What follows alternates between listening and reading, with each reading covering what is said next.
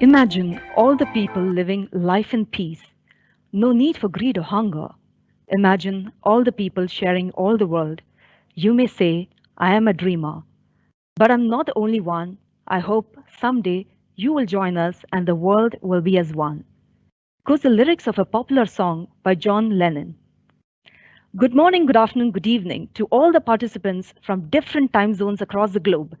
St. Joseph's College of Commerce, in association with United Nations Global Compact Network India, UNGC-NI, Masa University Malaysia, the Such Foundation, and Women in Tech Maldives cordially welcome you to the inaugural ceremony of the International Webinar Series on Sustainable Development Goals 2030. On behalf of St. Joseph's College of Commerce, I, Asha Joseph, extend a warm welcome to everyone to the episode 1, Synergizing Sustainable Development Goals, Envisioning the Future We Want. As we begin, let us invoke the blessings of the Almighty.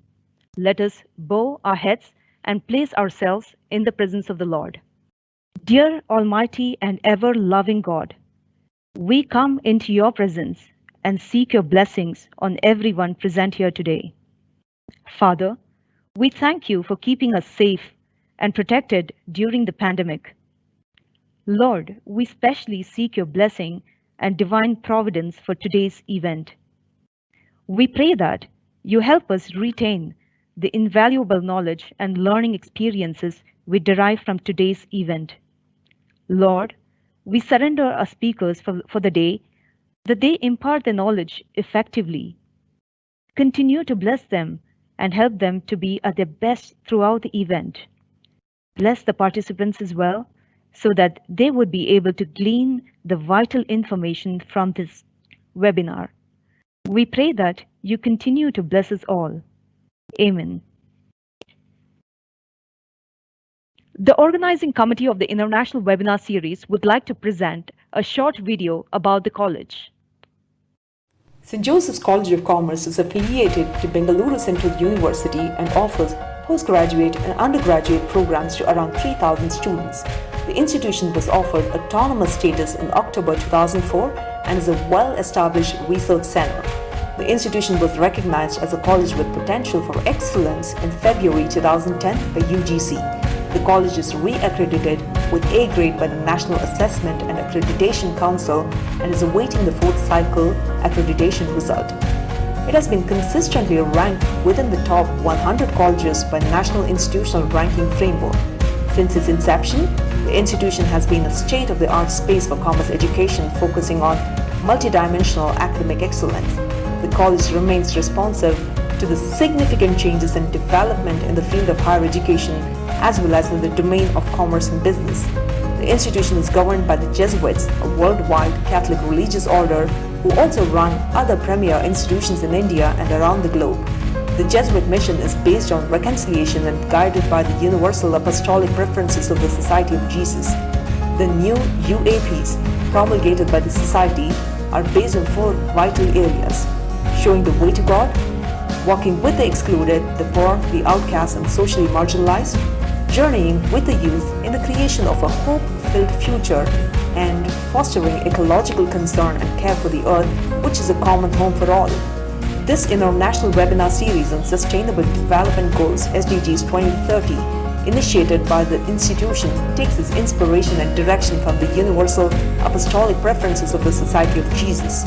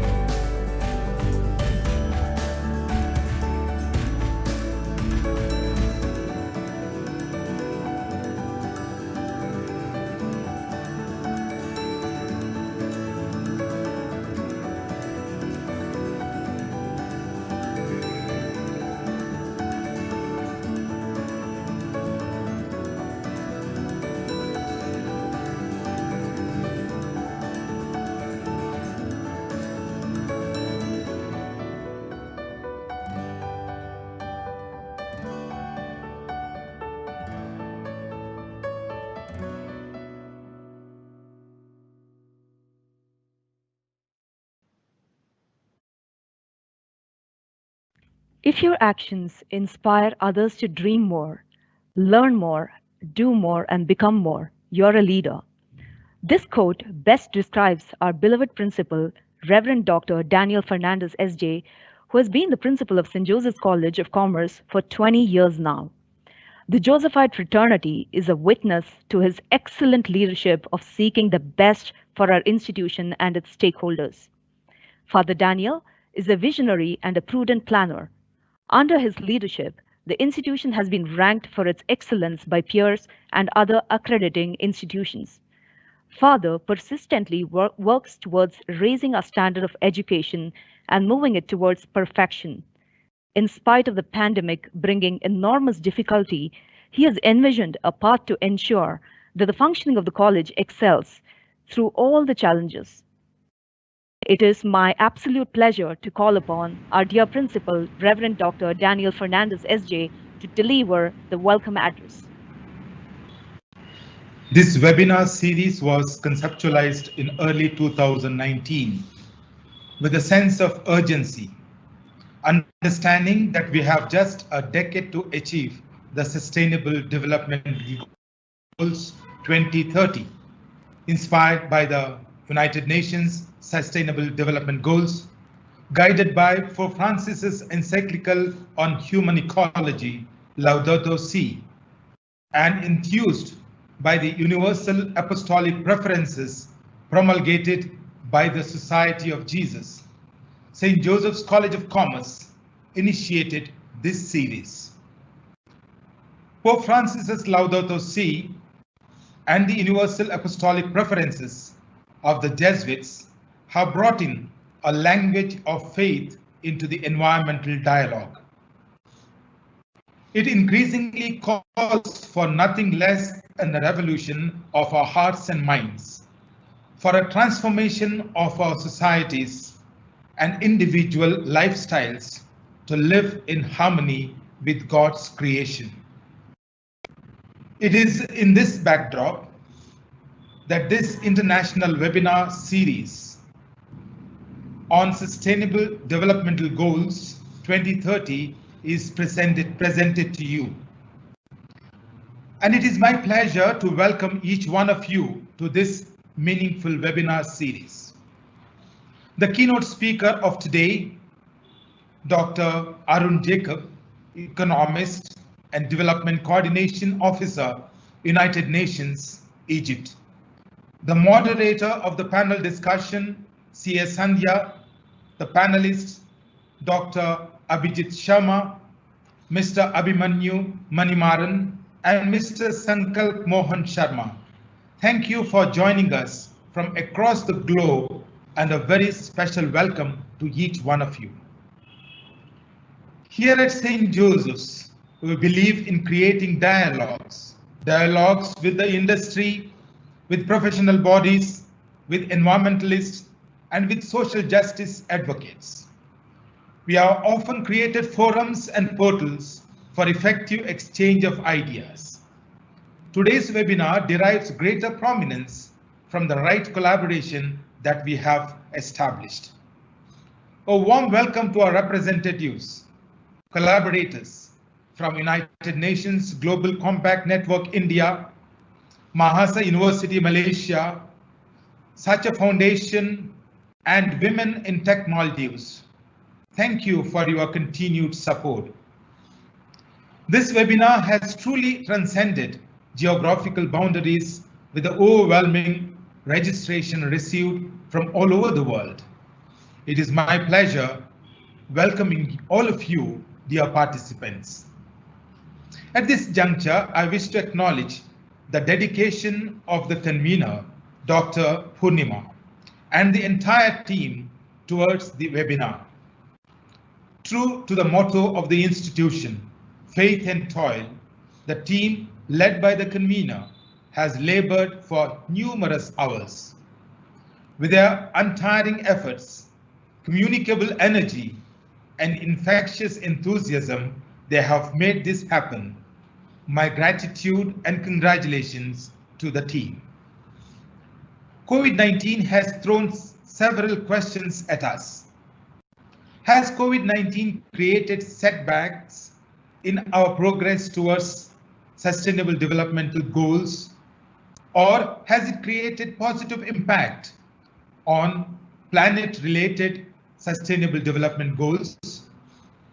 Will setbacks have a permanent effect, or can this crisis be converted into an opportunity to bounce back even stronger?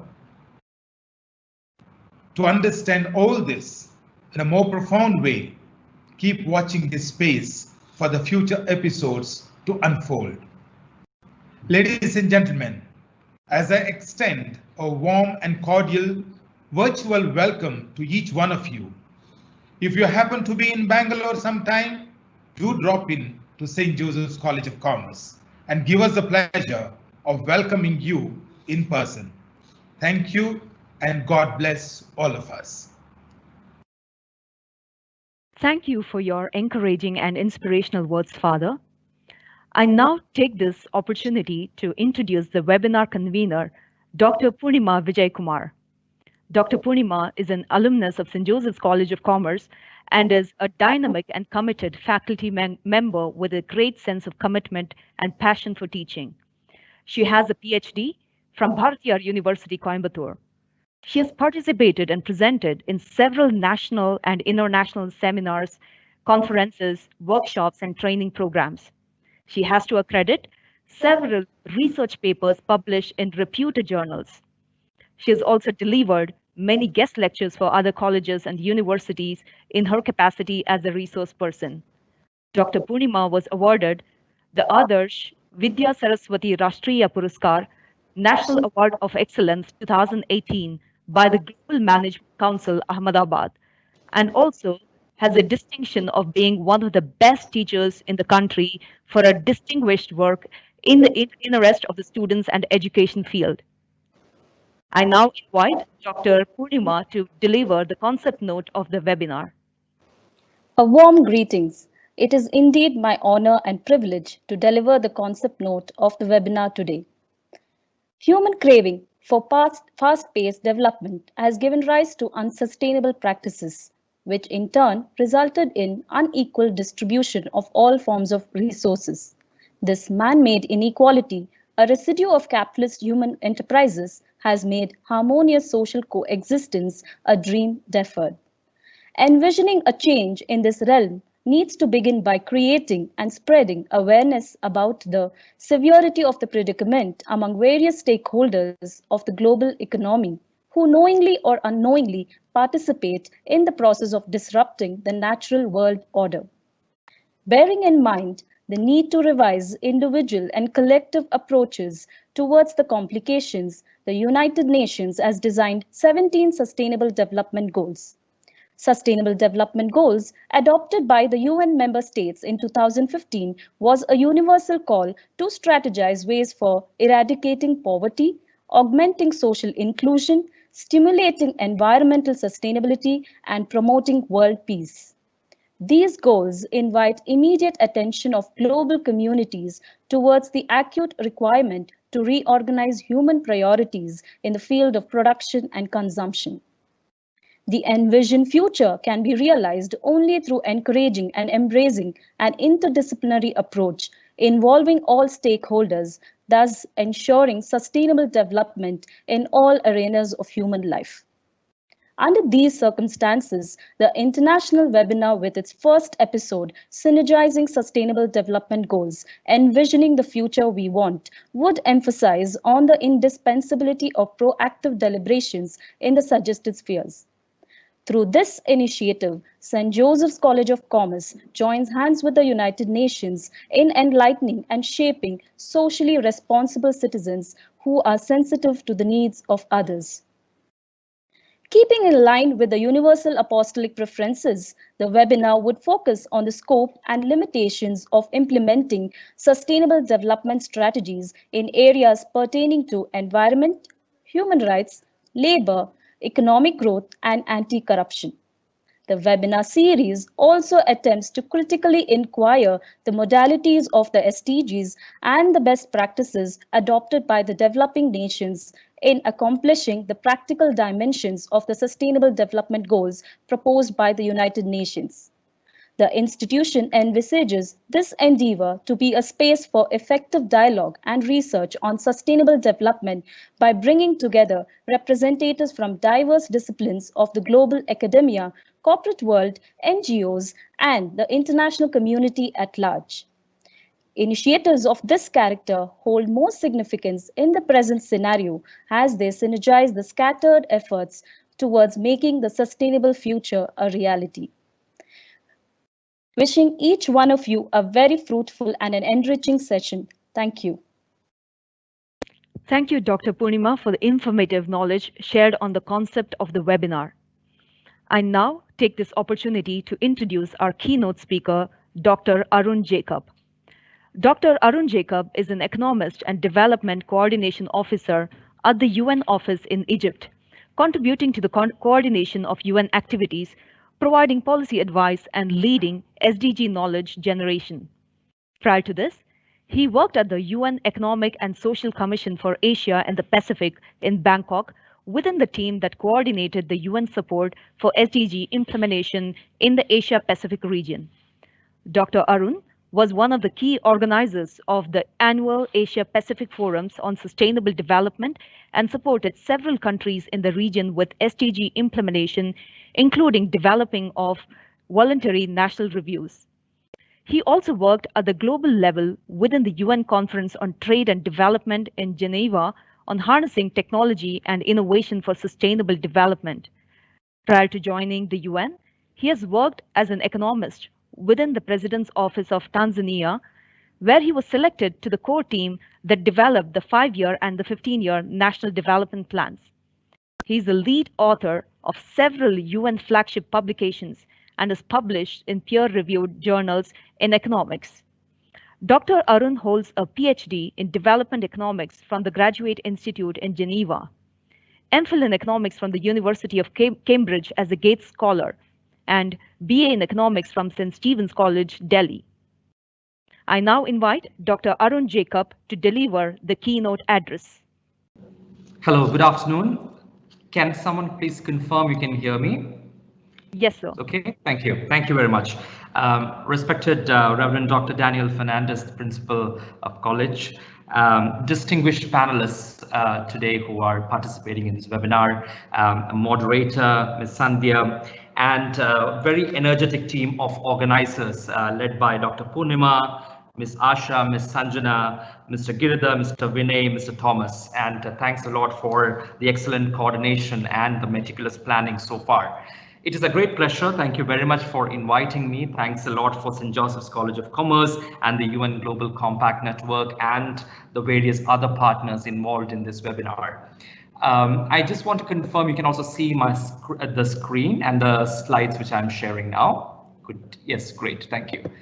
So today, being the first episode of the webinar, I've been given the task of two things. One is to introduce the Sustainable Development Goals and give a kind of a lay of the land in terms of how the implementation of SDGs are going.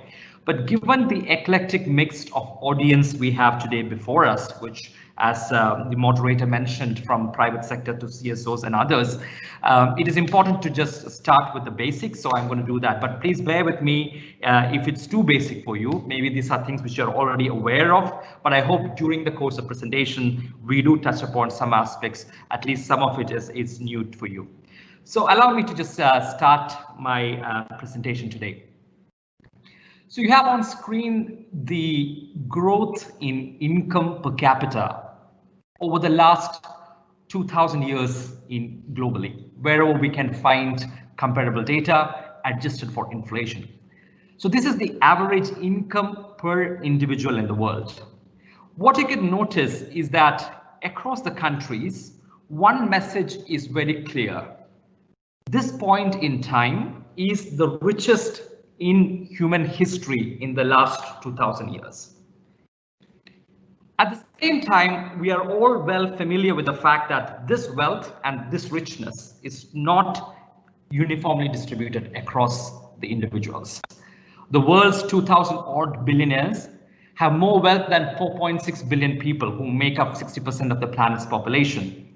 And in the case of India, the richest 1% hold more than 4 times the wealth held by 953 million people, or the 70% of India's population, according to the Oxfam's Time to Care report. And this stark inequality also pervades to factors beyond income and wealth, to life opportunities. For example, let's take the case of children born in year 2000. If the children born in year 2000, they happen to be born in a low human development country, there is a 17% probability that they didn't survive up until 2020 due to many reasons. And also, only 3% of those children born in low human development country happen to be enrolled in colleges now. On the other hand, in high human development country, 1% do not survive, and at least 50% are guaranteed to be enrolled in colleges.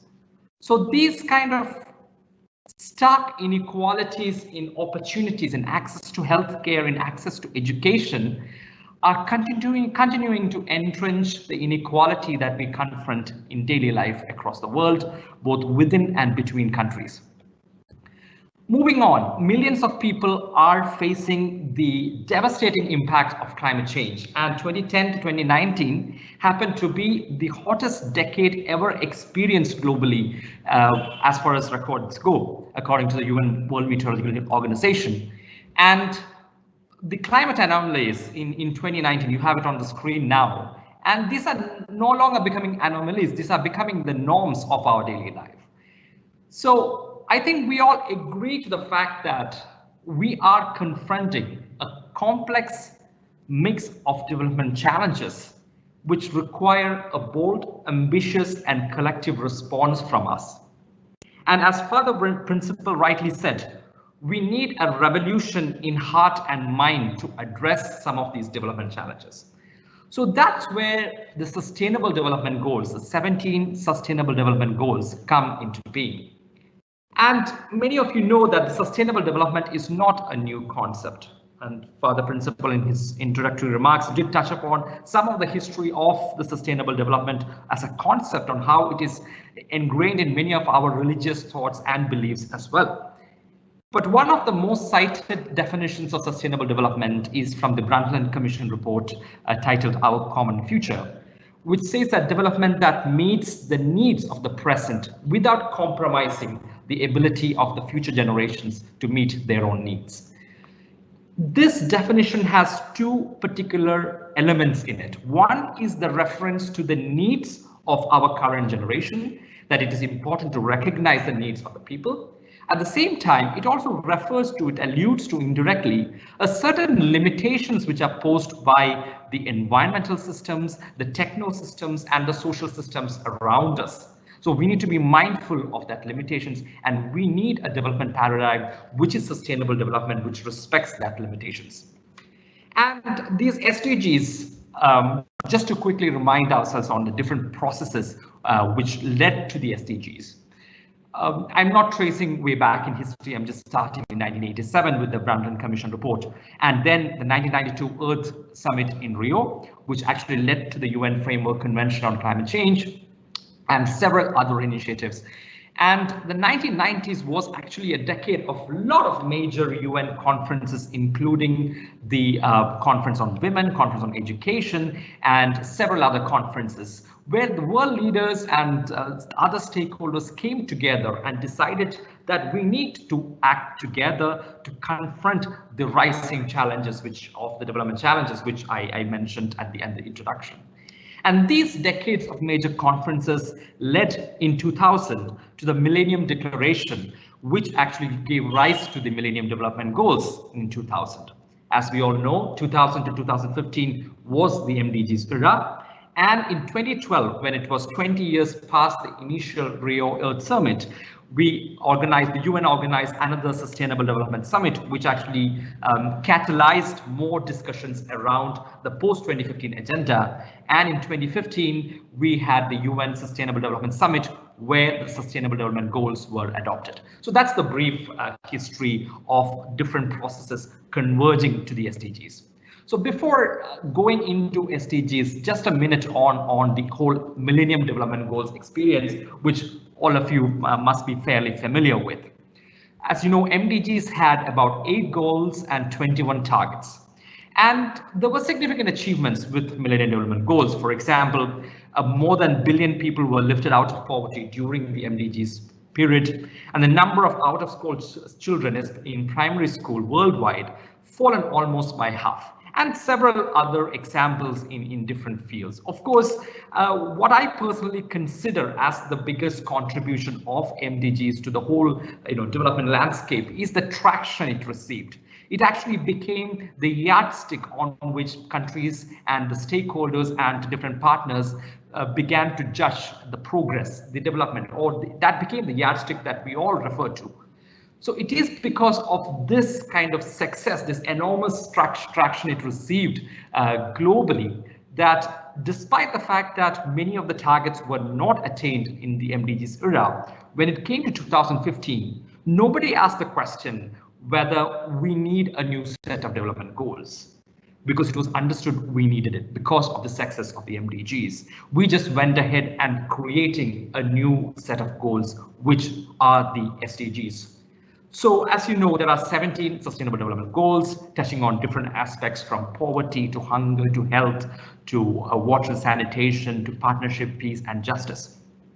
We don't have time to go through each and every goals, but just to clarify for those who haven't seen the full document of SDGs in detail. So each of these broader goals, for example, like the goal 1 on no poverty, which targets ending poverty in all its forms everywhere, it has corresponding targets attached to it. So one of the targets is target 1.1, where we say by 2030, we hope to eradicate extreme poverty for all people everywhere, currently measured in terms of the $1.25 metrics.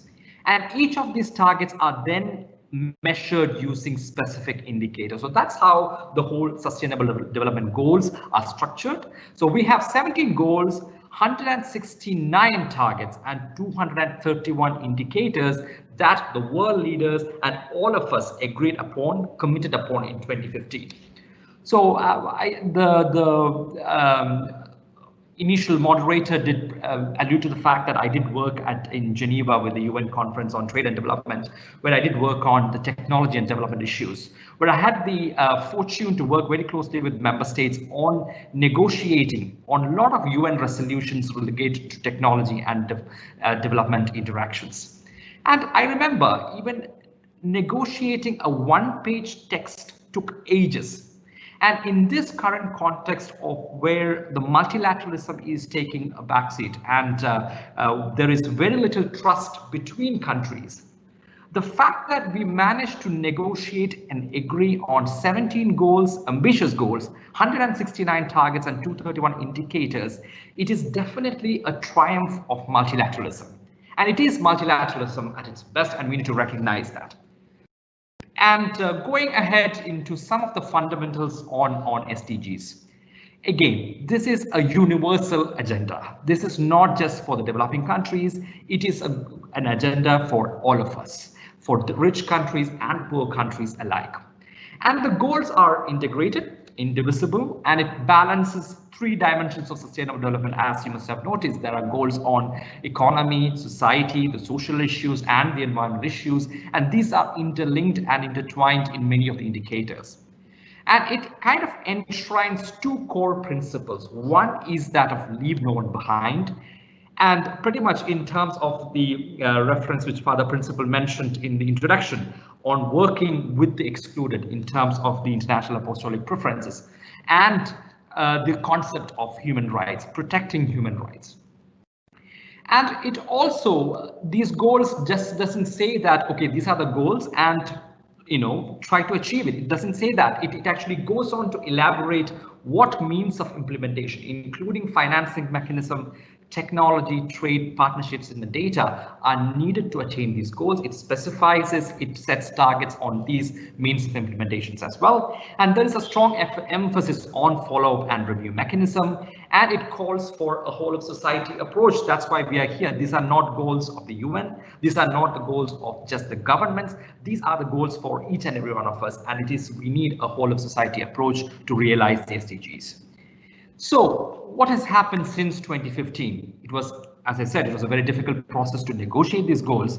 So what did we do since then? So this was the time around which I moved from Geneva to the Regional Economic Commission in Bangkok, where we serviced about 53 member states across Asia and the Pacific. So I was closely involved with many of these initial processes. So unlike MDGs, which took about, I would say, 5 to 6 years for countries to set up processes to follow up to start implementing MDGs, when the SDGs were adopted right after that, countries, the government leaders took decisive measures to make progress towards SDGs. We could see integration of SDGs into national development plans and policy processes. For example, if you take the latest development plans from Korea to Malaysia to Bhutan to Nepal, you all see their 5-year plans now integrating SDGs as a core. And new multi-stakeholder platforms are established across many of these countries. And you can see a central government entity being appointed many often as a coordination entity of SDGs implementation. The example in India is the institution of Niti Aayog. And many countries have voluntarily presented at the high-level political forum in New York every year, their voluntary national reviews already on how well they are doing in terms of the Sustainable Development Goals, what progress have been achieved, and what challenges remain. And India has, interestingly, already presented twice the VNRs, and I highly encourage all of you, if you haven't seen it, to actually go to Niti Aayog's website and read those voluntary national review documents. And there have been quite a lot of efforts to localize SDGs, and India's Sustainable Development Goals Index is an example of that. And it is one of the first and foremost of subnational SDG measurement mechanism, which is an excellent way to localize SDGs. And in Japan, we can see examples of voluntary local reviews where cities and smaller provinces are actually are evaluating and reviewing for themselves how well they're doing in terms of SDGs. And it's not just the governments who have made efforts. We can see associations of private sector. I'm glad to note the participation of Global Compact India today, and academia, the NGOs and the civil societies are rallying behind the SDGs, and we can see several efforts in this direction. So all these efforts have been made. So how are we doing in terms of SDGs? So one of the tasks at the Regional Economic Commissions is to measure the progress of how well we are doing, develop some kind of a school report card of sort that we get in our schools on how well the region is doing, on average a country is doing in terms of SDGs. So you have it on the screen now, the progress report, the latest progress report on the 17 SDGs before you. So as you can see, if the blue progress line touches the 2019 vertical line, that means that we are well on course to achieve that SDG. So some quick glance at this chart shows us some results. One is that we are failing short in almost all the goals. That's the unfortunate news. But in some goals like quality of education, affordable and clean energy, we are closer to the 2019 target where we should have been if we were to achieve the 2030 agenda by 2030. But there are goals like climate action, or responsible consumption and production, where we are not only making progress, we are actually moving in the opposite direction. where situation is worsening in many countries. Of course, a caveat has to be said that it all depends on the indicators that we use to measure. So we are using the official set of SDG indicators, and the kind of the mobile signal you have on the right shows the strength of evidence we have to support these claims. Though those are weak in terms of environmental goals, but still we are seeing alarming trends in terms of reversal of progress in many of these regards. So that is the situation. So the UN Secretary General called for a group of 15 eminent scientists to look at sustainable development goals, the progress so far, and try to see what can we do to accelerate the achievement of SDGs going forward. So the group of 15 scientists wrote the Global Sustainable Development Report last year, submitted it to New York to the UNSG, and they highlighted that we cannot attain sustainable development goals with business as usual. We need transformations in our socio-economic environmental system. So they highlighted if we can attain 6 transformations, you have it on the screen, these 6 transformations ranging from strengthening human well-being and capabilities, shifting towards sustainable and just economies, building sustainable food systems, healthy nutrition patterns, achieving energy decarbonization, universal access to energy, promoting sustainable urban and peri-urban development, and securing the global environment commons. If these 6 transformations can be achieved, and they try to list out several actions and entry points to attain these transformations, we will be able to make good progress towards SDGs. So from the 17, we have now come to these 6 transformation lens. So one of the reports for which I was the lead author for, which got released early this year at the Asia Pacific Forum on Sustainable Development, what we did is we looked at these 6 entry points of transformations and tried to see, okay, if it's not just the SDGs, let's look at these 6 transformative areas and try to see how well the region is doing, how well on average the countries are doing in this, so that we can learn from each other in terms of countries who are making good progress, and we can understand which are the countries who are lagging behind. So I recommend you to read also to that report, because I cannot go into great length into details of this report, but you have it available in just Google, you'll get it. So quickly, in terms of progress across these 6 transformation, the message is pretty much the same as the 17 SDGs. The transformations are slow on average, while we're making good transformations, good progress in terms of the area of energy access, decarbonization and universal access to energy, and strengthening human well-being and capabilities, we are failing short of progress in the other 4 areas of transformation quite a lot. So we developed a methodology, tried to see for countries to help to see each other where they are in terms of progress in these areas. And we try to classify countries into 4 kind of quadrants. One are, and I'm not going to the details again of the methodology, but it's about understanding countries who are actually making good progress in terms of the speed of progress, and also in terms of covering good ground in terms of level of achievement. So those countries who make excellent progress both in terms of speed and the level of achievement are called the sprinters of the region.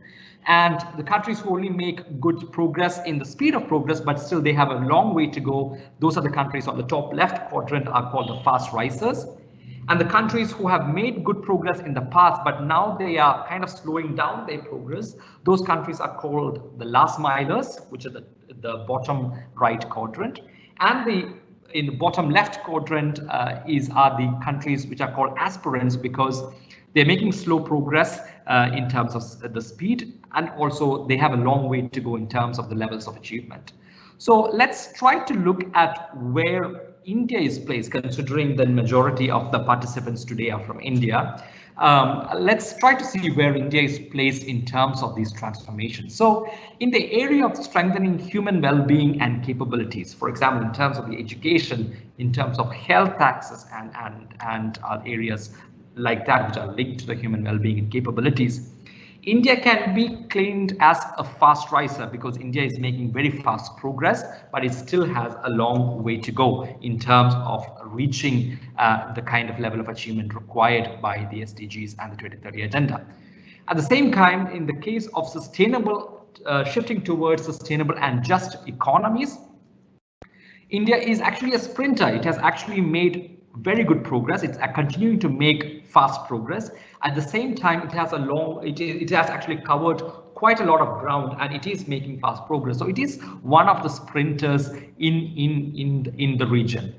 But despite this good performance in these two transformative areas, the progress in terms of energy decarbonization and universal access to energy, as well as in the case of securing global environmental commons, India is still an aspirant who is located in that bottom left quadrant. It needs to pick up pace. It needs to, attain more, make more levels of progress as well. So that is in a nutshell some of the conclusions in terms of the positioning of India vis-a-vis other countries.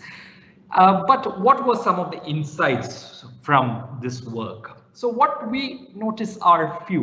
One is the fact that income is not a silver bullet. We find even very high income countries sometimes not covering, they are not the ones who are always located in that sweet sprinters quadrant. They are sometimes in the fast racers. Sometimes they are also found as an aspirant in certain dimensions of transformation. And countries with special needs, like small island developing countries, countries which are landlocked countries, they are overcoming some of these structural barriers, and they are also emerging as sprinters in some of the transformative areas, which is very good to see, to see that it is possible to overcome some of these structural barriers which countries confront. And we notice in line with the title of this webinar, we observe strong synergies in performance across these entry points. There are very good core movements in terms of performances in these different 6 transformative areas, while the trade-offs between entry points do not seem to be very statistically significant across the region. That it shows that even though there are trade-offs, countries are possibly managing those trade-offs some or the other. One important conclusion from this work is that even advanced countries are grappling with the problem of last mile challenge, the case of ensuring that development reaches the most vulnerable, the last 1% or so of the population, or reaching the most rural parts of the country. That challenge remains. So I'm very much excited to look forward to the presentation by Dr. Abhijit Sharma today, who's going to touch up on how the localization of SDGs are relevant in the case of the northeast of India, which is considered one of the backward regions in India, and definitely posing a last mile challenge in many aspects to India. So moving on, what were some of the lessons? Because this webinar series is all about learning the lessons from the SDGs experiences so far. So 4 key lessons came about from our experience after analyzing the experiences of SDGs implementation in several countries, especially these countries who can be classified as sprinters or fast risers. So 4 key messages came about. One is, it is of utmost importance for setting the direction and creating a mission orientation on where you want to go in each of these 6 areas, and to mobilize stakeholders and partnerships around that common vision. And in that vision setting and setting the direction, what we found is the power of bold legislations and the power of no is very significant. When I say no, I am referring to initiatives like no single-use plastics, or no more coal power plants investment in our country. So those power of no can actually set a direction and also create a lot of efforts and initiatives in the right direction. That was one important insight from after analyzing these country experiences in these transformative area. And secondly, we need policy making that allows for managing complexity. As you know, SDGs are cross-cutting, interlinked, and we need a systems approach to actually solve many of the SDG issues. So for that, a siloed approach towards policy making is not going to help. You need to have that policy making, that bandwidth within the policy making that allows for managing complexity. It refers to, for example, aspects like we need policy experimentation, because very often you need to instill a kind of instill a policy, then try to see, evaluate that policy and change and fine tune that policy if required in a very short amount of time to actually get all the elements right in terms of the SDGs, and to ensure you're able to measure both the direct and indirect impacts of the policy, so that managing the complexity becomes an important part of the solution. And that's where the whole academic audience today we have before us in this webinar, you play a critical role here to teach the new generation of policymakers, the new generation of students, the art of managing complexity, the art of systems thinking, systems analysis in any discipline, even if it is commerce, how it is linked with, for example, the environmental outcomes in your country, how it is related to the commercial a contract going to impact the inequality in your country. If our students are informed about a systems analysis and taught to do that systems analysis from early on, when they become policymakers, they are better equipped to manage this complexity. And thirdly, it's important to realign the systems and institutions. There is no way out, because those age-old systems need to be changed, whether it is gender norms which we confront, or for example, the centralized energy systems that we have in many of the countries. Maybe that is not suited to meet the needs of the last mile, to ensure that clean energy reaches the last, the people who are left out of the grid normally. We need to perhaps realign the system. So those realignments and systems and institutions are critical, and those need to be underway as soon as possible. And finally, it is about readying people and institutions to sustain change. Here the word sustain change is important, because it's easy to trigger a change, because maybe with the legislation you can trigger a change, but to sustain it you need the ownership of these changes from the people involved, from all stakeholders involved, and we need to institutionalize those changes. That's where the success factor is in terms of SDGs. And that's where these transformations, that's how the transformations can be assured in many contexts. So as many speakers before me alluded to the COVID-19 impact, of course, this has far-reaching impact on SDGs. The UN has developed a framework for socioeconomic response to COVID-19, and we in different country teams are trying to roll out these response, working with different stakeholder groups to ensure that we are able to limit the impact of COVID-19 on SDGs, and that SDGs don't lead to lost decades of development. And we are emphasizing on the fact of building back better, building back greener in all the contexts as much as possible, so that we actually can use the COVID-19 pause to the business as usual system, which we experience now, into a transformative experience, and we are working towards it. And finally, we have 10 years left, as the moderator and Father Principal said. What do we need to do with the next 10 years? We need to mobilize everyone everywhere, and so we are entering the decade of action. And in mobilizing everyone and everywhere, webinars like this play a great role in creating that awareness, bringing together those different stakeholders, and having this very inclusive discussion platforms as we go forward. And also we need to demand urgency and ambitions from policymakers, from our institutions, our organizations we are associated with. We need to be part of this decade of action. So it is time for us as owners and custodians of these sustainable development goals to demand urgency and ambition from whichever setting we are in, whether it's private sectors, CSOs, academia, or anywhere. And finally, we need to design new innovative solutions to accelerate progress towards SDGs. For that, I am looking at all the students before me today of St. Joseph's College and others, because you, as the new startup creators, the new entrepreneurs of tomorrow, when you enter that job arena, please keep in mind that whichever initiatives and innovations you are creating has a good very high sustainable development impact. And it is through those new innovative solutions that we will be able to collectively achieve the 2030 agenda. I stop here. I hope I'm within my time limit. Thank you once again for this excellent opportunity. And I look forward to hearing from all our eminent panelists and hearing your responses as well. Thank you.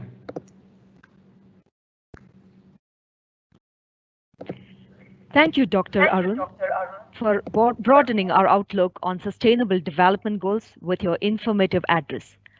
Next on the agenda is a panel discussion led by CA Sandhya P. Nagar. Ms. Sandhya, a successful chartered accountant and an entrepreneur, is a person with high aspirations. Her achievements stand as a testimony to her professional commitment and mastery.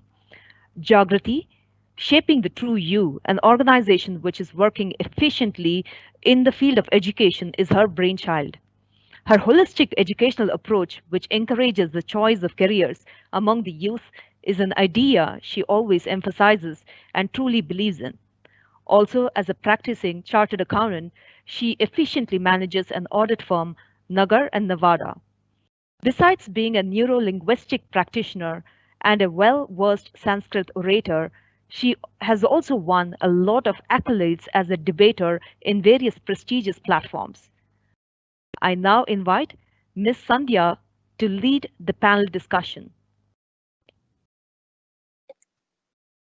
Gro Harlem has once said, sustainable development is the development that meets the needs of the present without compromising the ability of future generations to meet their own needs. UN Secretary has rightly said there is no plan B because we do not have a planet B.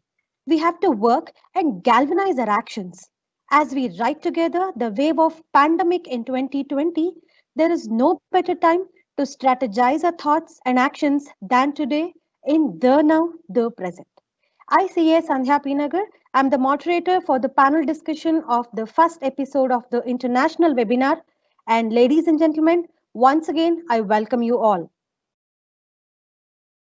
A good discussion increases the dimensions of everyone who takes part. With this note, let's begin the panel discussion, which promises to enrich our understanding and varying viewpoints on SDGs. We have with us today a diverse yet distinguished group of panelists, post which we shall proceed to the Q&A. It gives me immense pleasure in introducing our panelists. Dr. Abhijit Sharma.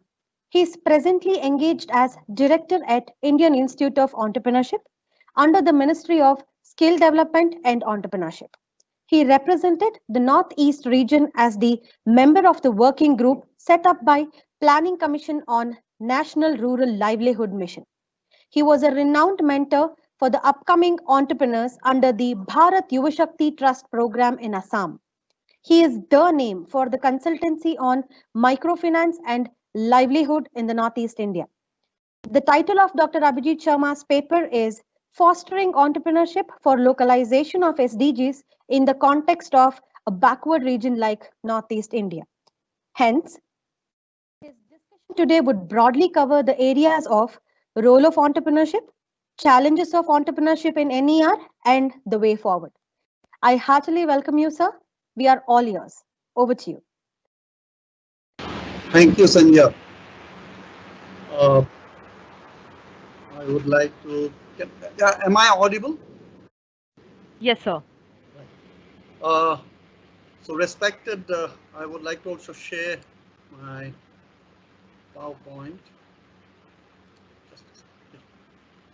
Respected Principal of St. Joseph College of Commerce, Dr. Purnima, staff of St. Joseph College of Commerce,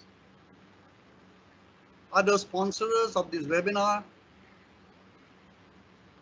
participants both from the academia and from the student community. I would like to thank you for inviting me to be part of this international webinar series upon an important topic. Dr. Arun Jacob very beautifully and eloquently spoke about it, which is very, very critical if we need human progress to go beyond 2030. I would today talk about fostering entrepreneurship in order to achieve localization of SDGs, and I'm taking the context of Northeast region for people who are outside India. Northeast region is one of the backward regions in the country, and this is an area which the entire country is focused upon, and it's expected that they will be the driver of growth in the coming decade. So I'm focusing on this topic today. I begin with the first element of entrepreneurship as impacting in SDG was spoken sometime in 2015 in the UN General Assembly, where they talked about entrepreneurship as an arena of creating jobs, driving economic growth and innovation, bringing about equitable and balanced economic regional growth, improving socio-economic conditions, enabling youth, which is now supposedly in India the demographic dividend, and to turn their ideas and energy into commercially viable projects. The economic survey, which was done in 2019-20, our Subramanian report, focused immensely on this entrepreneurship, where how do we achieve or ensure that entrepreneurship grows in the area and drives the economy. In terms of the SDG goals,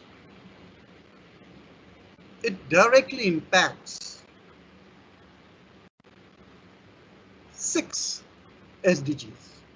The first is in terms of poverty, which is quite obvious. Entrepreneurship drives economic growth and hence, of course, takes people out of poverty. It focuses on empowering women. There is a whole lot of area that India has been doing very, very well in terms of women empowerment through the self-help groups, movement, etc. So creating not just economic growth, but also bringing about dignity, creating empowerment among women, and reducing the gender imbalance or inequality. The third is obviously in terms of business creation, creating what we call as decent work and focusing on economic growth. Entrepreneurship focuses on another important element, which now today the government of India is focusing very strongly, the area of startups, innovation, stand-up, etc., where it is expected that innovation and technology will drive growth. The other element, and this is very clearly, very strongly focused on marginal areas across the country, that entrepreneurship can also reduce what we call as inequalities, both regional and also across social groups. And lastly, entrepreneurship can also bring about environmentally, and that is the area of social entrepreneurship, where they can bring about products and services which enhances the entire quality of life, not just economic growth. So entrepreneurship touches upon the whole vast spectrum of what I would call 6 immediate impactants SDGs. In terms of another area that I would say entrepreneurship as a vehicle would impact 4 areas. One is the green entrepreneurship. A whole lot of activities is very clear there on the slide, which is related to green entrepreneurship. The next is the youth and women entrepreneurship, and the activities are shown on the top, which is focusing on the different SDGs.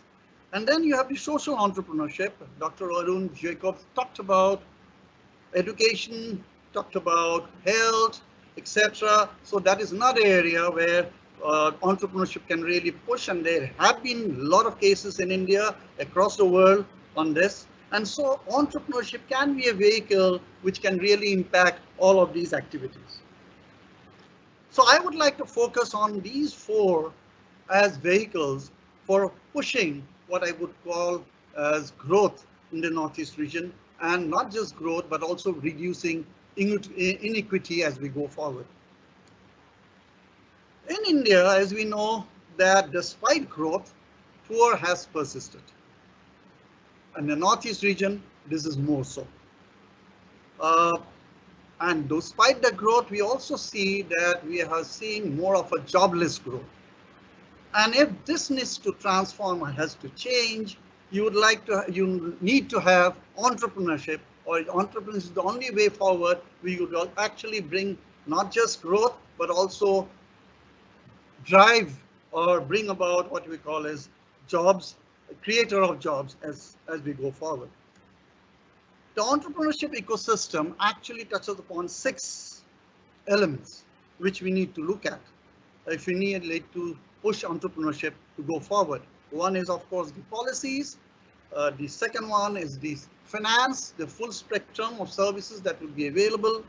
The third is culture, whether the society promotes or fosters entrepreneurship growth. And the fourth is the support, like the government, NGOs, infrastructure, etc., or technical services which are available. Markets, what is the networks that is available, what are the type of customers that are there, and lastly, which is very critical, and I will touch upon that as we go forward, is the human capital, which actually drive entrepreneurship.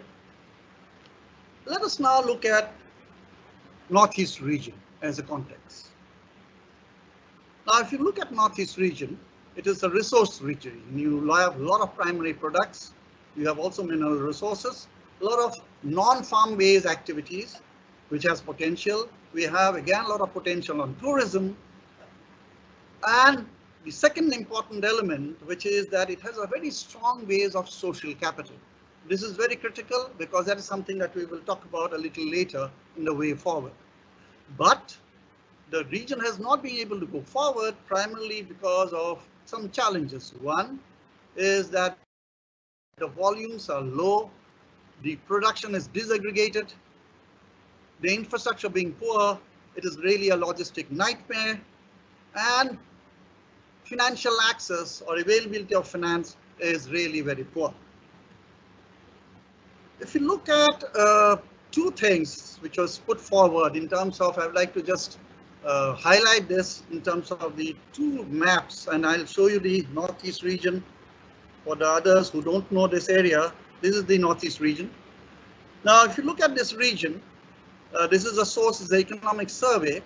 In terms of entrepreneurial capabilities in agriculture and manufacturing, region shows really large potential.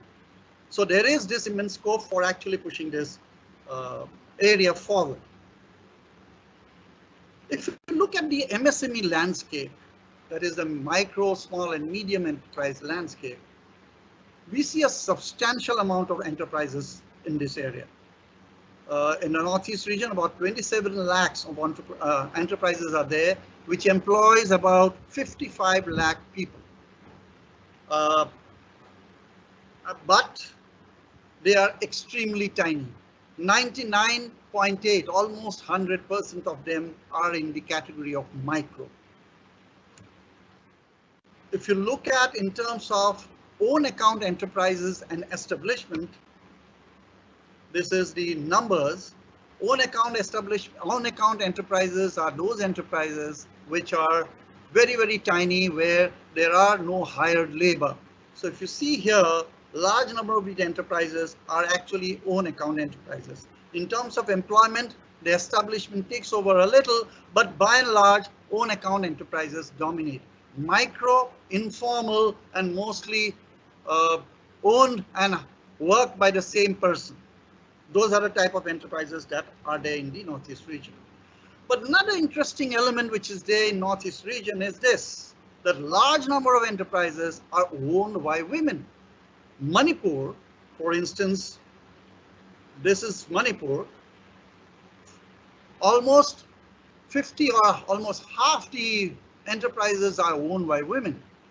Other parts of the hills, almost this large amount of them are owned by women, which is not the case in most parts of India. So this is something very, very important to take into consideration as we go forward. In terms of financial landscape, I already talked about very poor access. Just to give you a data, in terms of banks availability within 5 kilometers, 90% of the villages are 5 kilometers away from the bank. So obviously, enterprises finds it difficult to try because access to finance is limited. SHGs are there nearby, but as you know, SHGs are informal group. So that is one critical challenge again to push this region forward. So if I just summarize, large number of MSMEs is actually driving the enterprises, but the scale of operations are tiny, micro, informal. Large number of them are owned by women, and most of them are financially excluded. But in terms of growth, these are the different states, and this is India. If you see, compared to India, the growth rate between 5th and 6th centuries, you see the growth rate has been high. Of course, this has been low, the base has been low, but despite that, you see a vibrancy in these micro enterprises. This is in terms of some sort of glimpse on the micro enterprise landscape. Let's look at the skill landscape, because that is something very critical to push entrepreneurship forward. Now I take one marker, which is the ITIs. The ITIs are the basic level of skills which is provided in India. And I'm taking this as a marker. You take for Eastern India and Assam, in terms of availability of the ITIs, despite whatever they provide, let's look at what is the availability. Now, if you look at these, Assam falls on the last. The others are Bihar. I'm taking Eastern India, which is not so good in terms of growth of economic growth. In terms of these even eastern states, Assam comes way down. The other states like the Arunachal Pradesh or Mizoram or Meghalaya is still way down. So it is 0.96 ITIs per million population. In terms of seats, there are just 970 seats in ITIs in small portion pockets of Upper Assam, whereas there has been 14 or 1,447 secondary schools. So you have these many schools, and then you have this large number of people coming out, and there are very few ITIs which can actually take in some of these guys inside. So there is a large gap in the skill ecosystem. So the intake capacity and the capacity utilization in the IT escape is very, very low. Now I'd look at the other element which our ministry runs, what is the skill, the short-term courses. Now if you look at, and I'm taking this example for last 2 years for some sample institutions which are running in the Northeast, you will see large number of them are on the traditional skills, but they are not really promoting what I will call innovation within the traditional skills. And hence the skills are not really pushing on entrepreneurship at all. So what I'm calling them is, unless we don't design skills which is appropriate for the region, we will not be able to promote entrepreneurship, or will not be able to bring out skilled people which actually can promote entrepreneurship. So that is a major gap in the skill landscape too. So just a very synoptic sort of a view, and there are of course a large number of other challenges. But now, if these are the challenges, how do we go forward?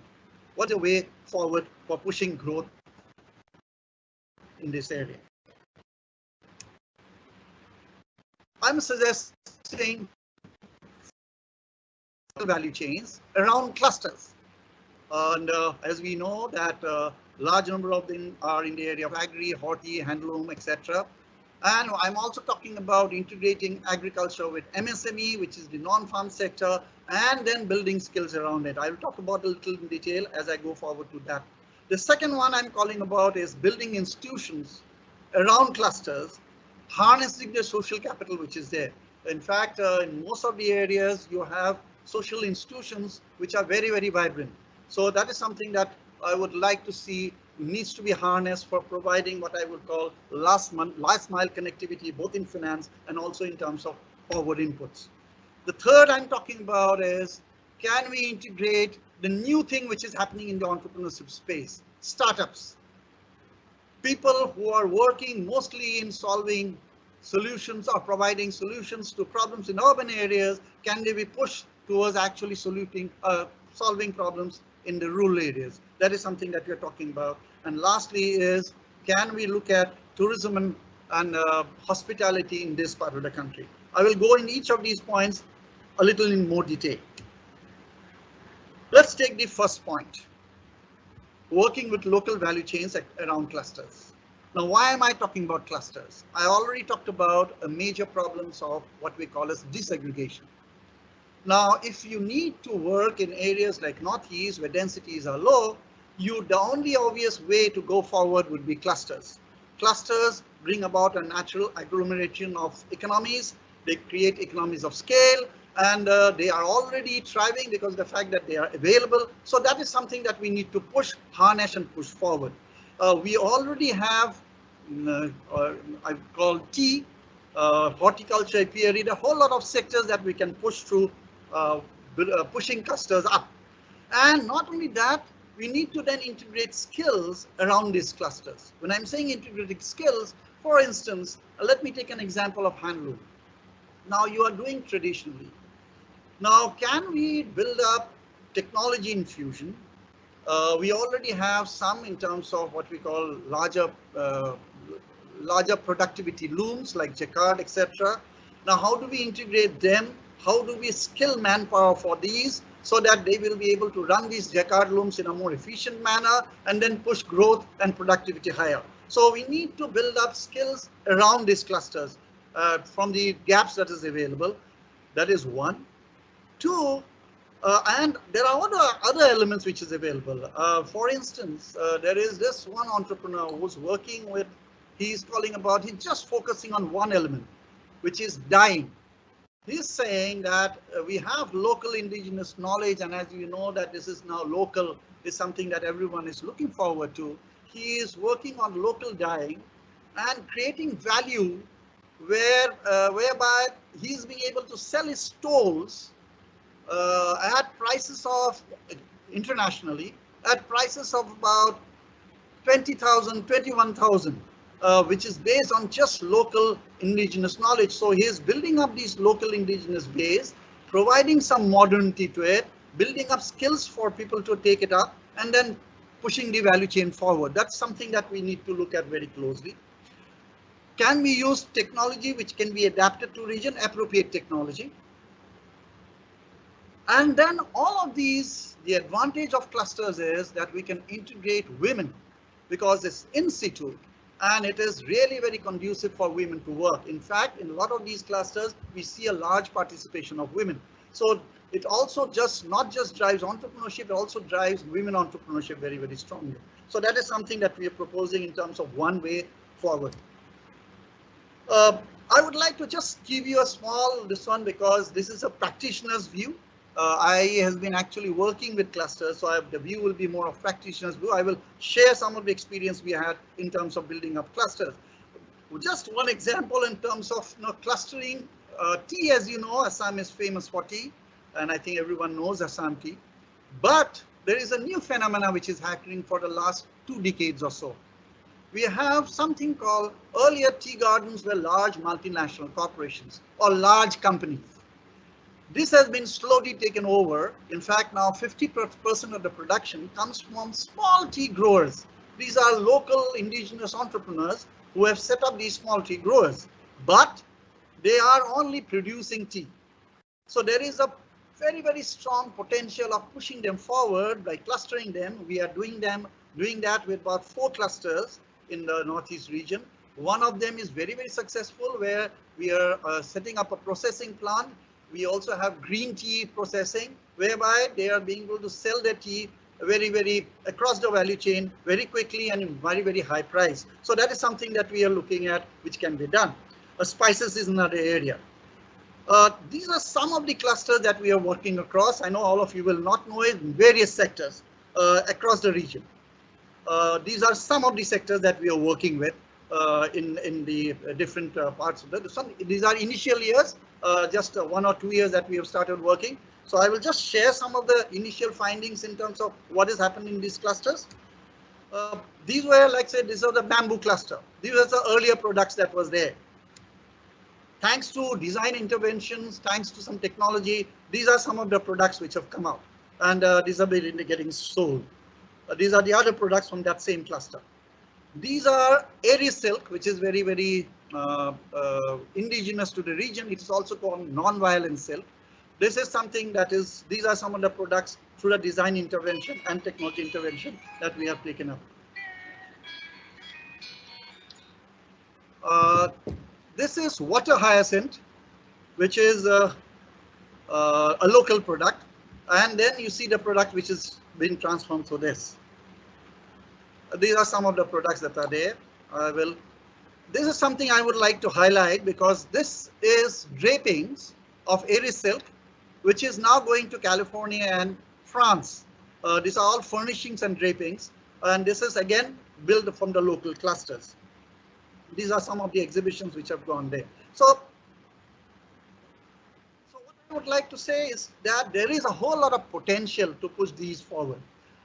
We had also during the COVID time taken up another scheme from the Prime Minister. It's called the Prime Minister Vandhan Yojana, basically working with forest communities, and with something called with some cash which was available through the minimum support price.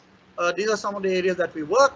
We could come up with honey which is getting sold. So immediately, even during COVID times, these are some of the products which could actually roll out. So there are a whole lot of potential which could be pushed to taking it forward. But what are the challenges in actually taking it forward? One, to make it sustainable.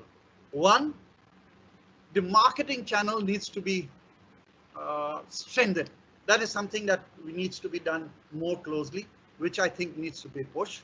Second, financial resources or financial linkages is something that needs to be strengthened further. And the third, which is very critical, is actually building up local institutions. That is something that we are looking at, which actually can provide both these marketing and financial access. So what we are saying is actually building up local institutions which can actually take it forward. It could be company, it could be cooperatives, but local institution which can actually be the crucible for the clusters to take it forward. They could do the connect, both in terms of financial linkages, market inputs, etc. We just started very initially. Like I said, in the Vandhan Kendras, initial progress looks to be good, but I think there are a lot of work needs to be further done in this.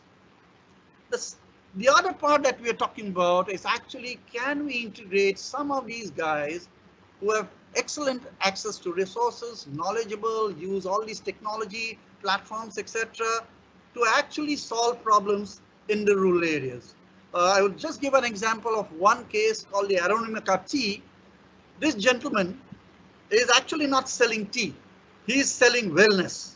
So he is using tea to actually come up with wellness product, thereby actually increasing the volume. And he works with these, like I said, small tea growers, these tiny entrepreneurs in the tea gardens. And he does tea which sells at normally at 400 rupees. He, through his various, I would say, mix, blend, etc., sells tea at about 5,000, 3,000 rupees per kilo, thereby increasing value. So I think these are something that it needs to be actually pushed through. That is another element that I think we need to work very closely, because that is something very exciting these guys are doing, and we need to bring these closer to the grassroots. This is some of the products that a person has.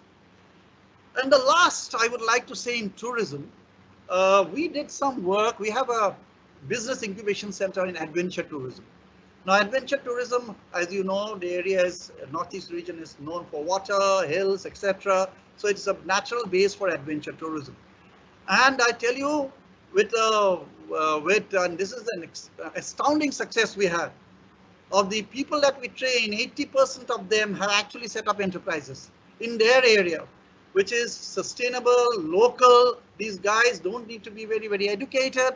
And as you know, our youth in the Northeast is sporty. There are outdoor types. So actually meets with their aspirations. So this is really taken off. So this is something that we need to really focus on, which is based on the resources of the area. To end up by, some of the photos of these guys, we have set up enterprises in the region. So this is some of the few practitioners' view of how we can use entrepreneurship as a vehicle to actually localize SDGs in the region. Thank you very much. Thank you. Thank you, sir. Thank you for the beautiful narration of the entrepreneurship and issues that are being faced by NER. As you rightly said, entrepreneurship as a vehicle can take us forward. With this, I would like to move on to our next panelist, Mr. Abhimanyu Manimaran. As experienced analyst, now dwelling into the depths of sustainability through his current role as a strategic advisor in United Nations Global Compact, Norway, where he is in charge of projects with sustainable finance and sustainable ocean business. He has also served as director in Greenman Industries, vendor management associate in Amazon, which has added to his rich experience in this area. Since his focus are and belief is on research on financial model innovation for biodiversity protection around us and the use of circular business models in everyday life, today he'll be enriching us on goal 14 and 15, which covers life on land and underwater and on the environmental economics. We are exploiting our Mother Earth for our economic growth. We all are waiting to know the ways around. Over to you, Mr. Abhimanyu.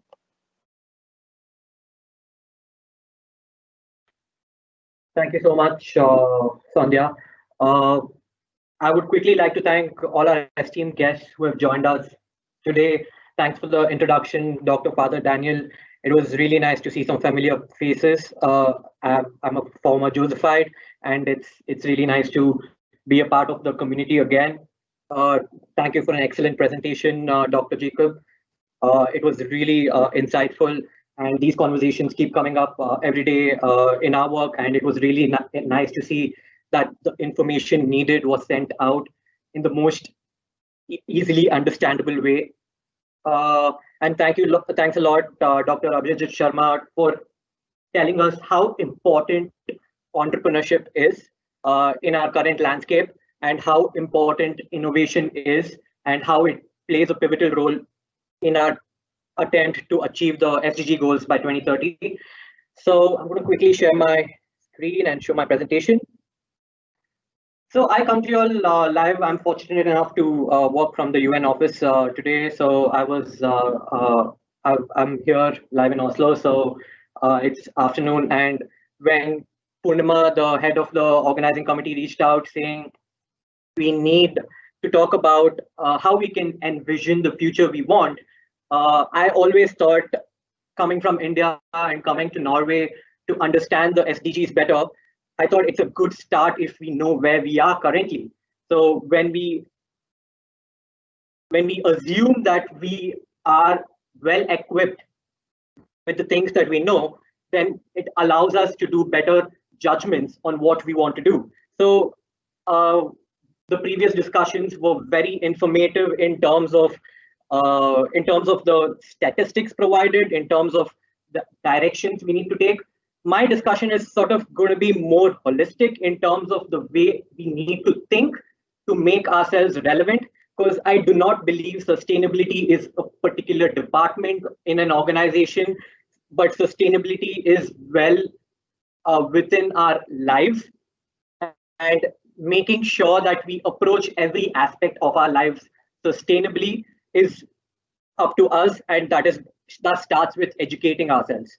So the SDG goals in Norwegian, just for a change, but SDGs as a UN Global Compact focus. For those of you all who don't know, the Global Compact is responsible for bringing in businesses around the world to act on the sustainable development goals.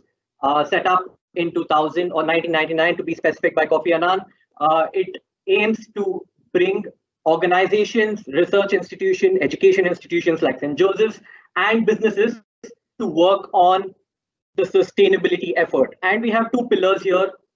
One mainly saying responsible business is good, but the other pillar which we are going to do in the decade of action, like Sir Dr. Jacob referred to, is how we put these into action and how businesses can adopt these practices which can ensure sustainable development goals are achieved. So according to the World Investment Report by the United Nations Conference on Trade and Development, we need approximately 2.5 trillion to 3 trillion every year to achieve the SDG goals by 2030. In comparison, the global gross private sector financial assets is estimated at 200 trillion. So a key part of UN Global Compact would be to mobilize these financial assets towards SDGs.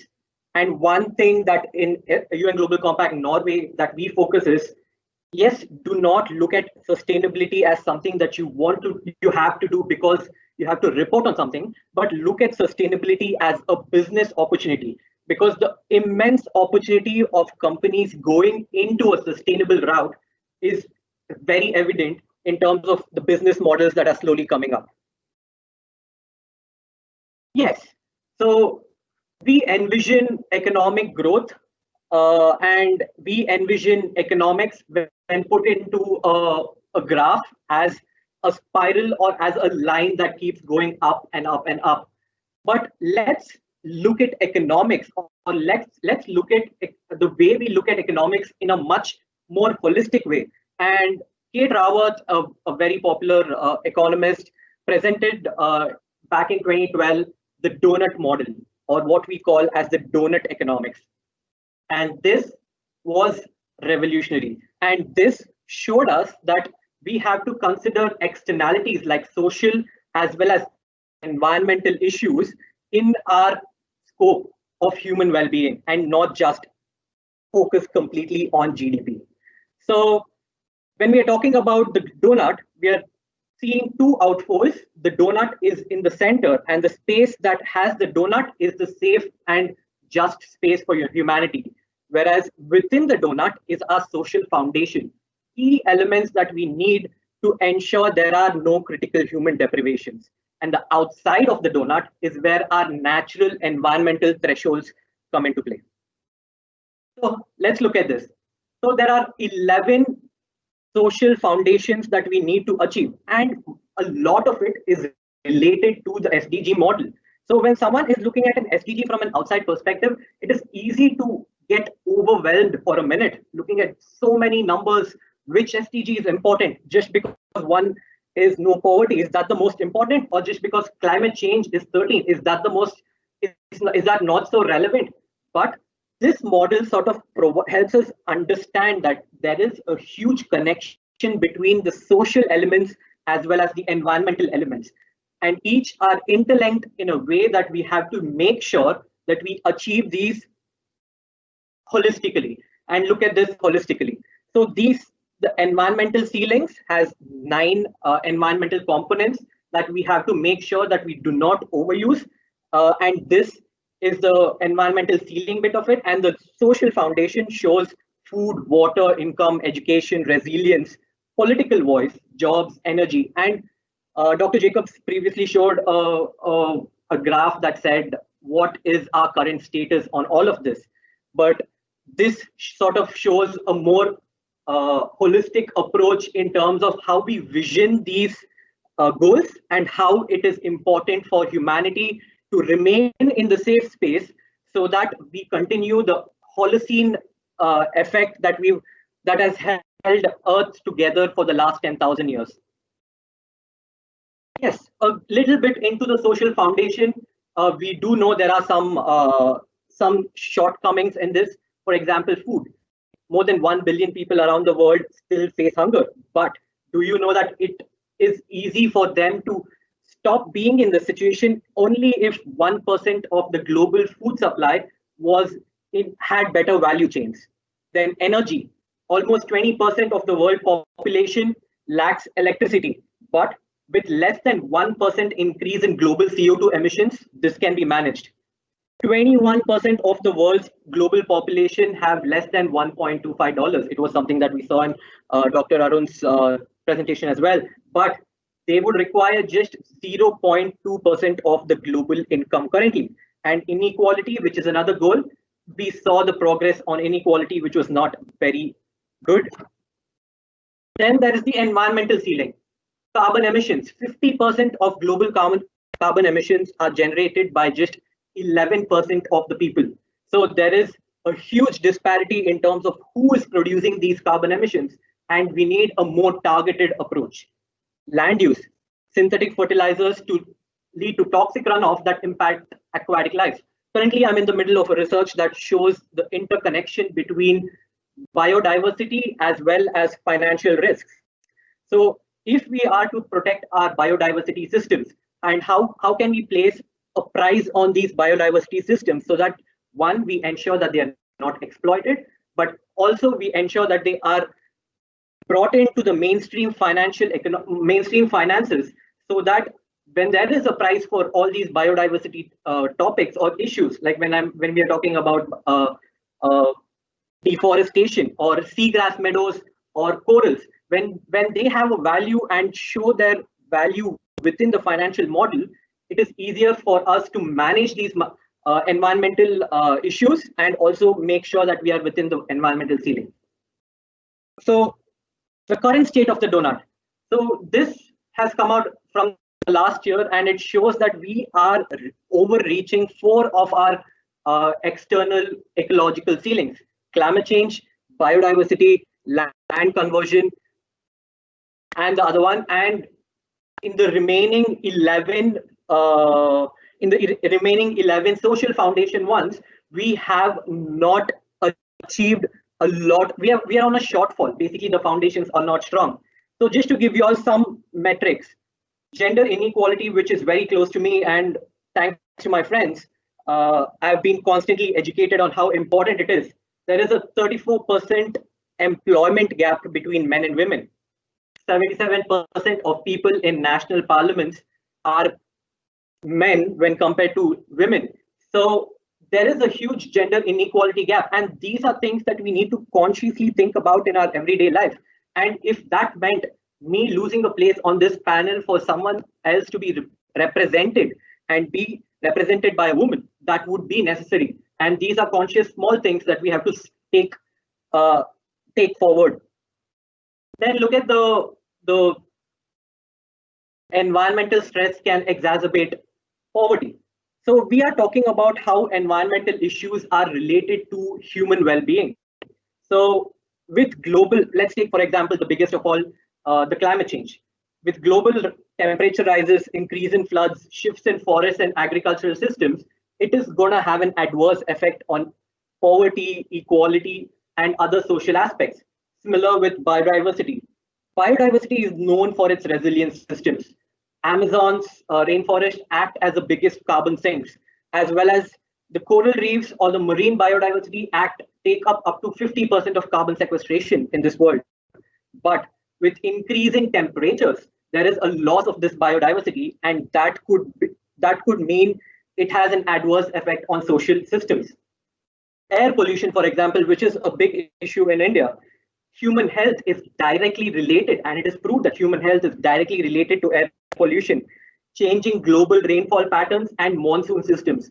So these systems sort of become uneven when climate change is an issue. So when I approach sustainability, yes, everyone says sustainability is not just about environmental change or climate change, but I do think there is a bigger connection that we are failing to make, and we are not considering environmental change in our main strategies, our focuses.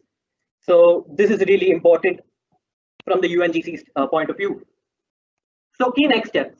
This is an interesting concept that Dr. Arun Jacob mentioned.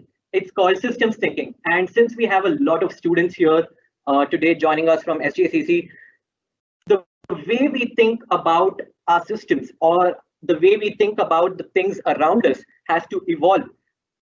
Systems design or systems thinking needs to be more mainstream. For example, Bangalore, known for its startup culture, is excellent in terms of understanding product design and service design and coming up with amazing innovations that are replicated even in Silicon Valley. But when we go beyond these spheres of product and service design and expand our avenues to systems design or systems thinking, then we sort of correlate different issues in the society and connect them and bring about a process change and understand what is the actual necessary system innovations that we need. Another big thing that we are really passionate about, at least in UNGC Norway, is the circularity approach to everything. Currently, we are in a degenerative linear economy. So when we say the world is 8.6% circular or 8.6% circularity gap, it means that 91.4% of the resources that we take from the earth end up as not being used again. And there is immense potential for businesses to reevaluate their models and increase their profits in return by using this circularity approach. We go from a degenerative design to a very regenerative design. And that is really important because we are going from a take, make, use, lose situation to actually using and reusing and recycling. And it's not just about how we put our plastics in and recycle them again.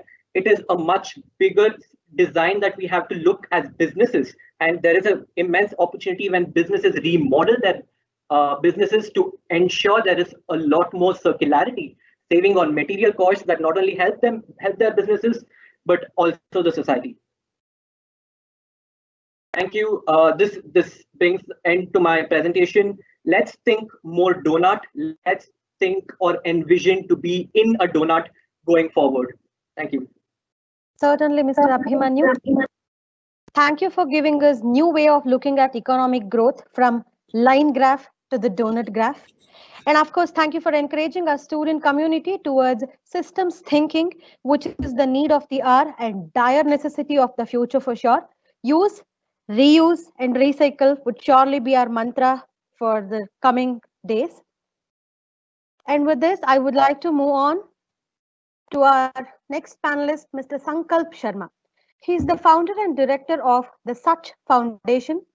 Though through this and along with thousands of young leaders, he has donated tons of essentials to the needy and also planted over 5,000 saplings and created Miyake Forest. He is one of India's youngest climate reality leaders to be trained by the 45th President of USA. Also, he has gone around the world interacting with USA President Barack Obama, Prime Minister of Nepal, Mr. Baburam Bhattarai, Dr. Shashi Tharoor, and several other world leaders, influencers, and celebrities on the sustainable future of India and the power of the youth to make it a reality. He has backed the International Young Leader Award, Akhil Uday Award, Global Young Voices, and many more. As we all know, youth power is the strongest tool to achieve any determined goal. Here we have with us Mr. Sankalp Sharma to brief us on the role of youth in achieving the SDG, the reality behind SDG and how they actually work.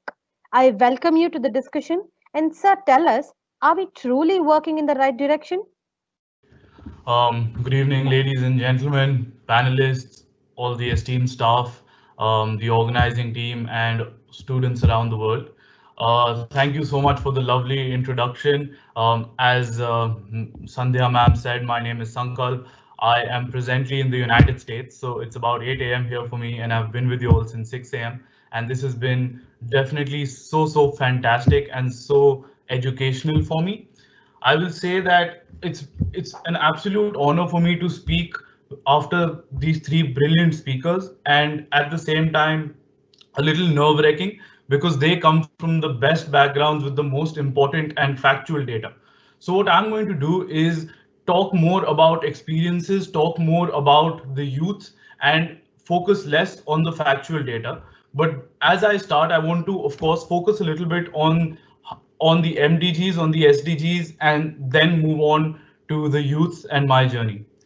So as 2015 comes to a close and the world takes a look at the progress that has been made, it is clear that while much has been accomplished with more than 1 billion people having been lifted out of poverty, for example, many of the MDGs were still not successful. They were not a success, and some even failed outright.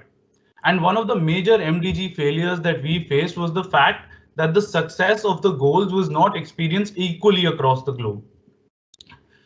The MDGs were drawn up by a group of experts solely from the UN, whereas the new Sustainable Development Goals have evolved after a long and extensive consultative process, including 70 open working groups, civil society organizations, thematic consultations, country consultations, and participation of general public through face-to-face meetings and online mechanisms, including some going to do door-to-door services.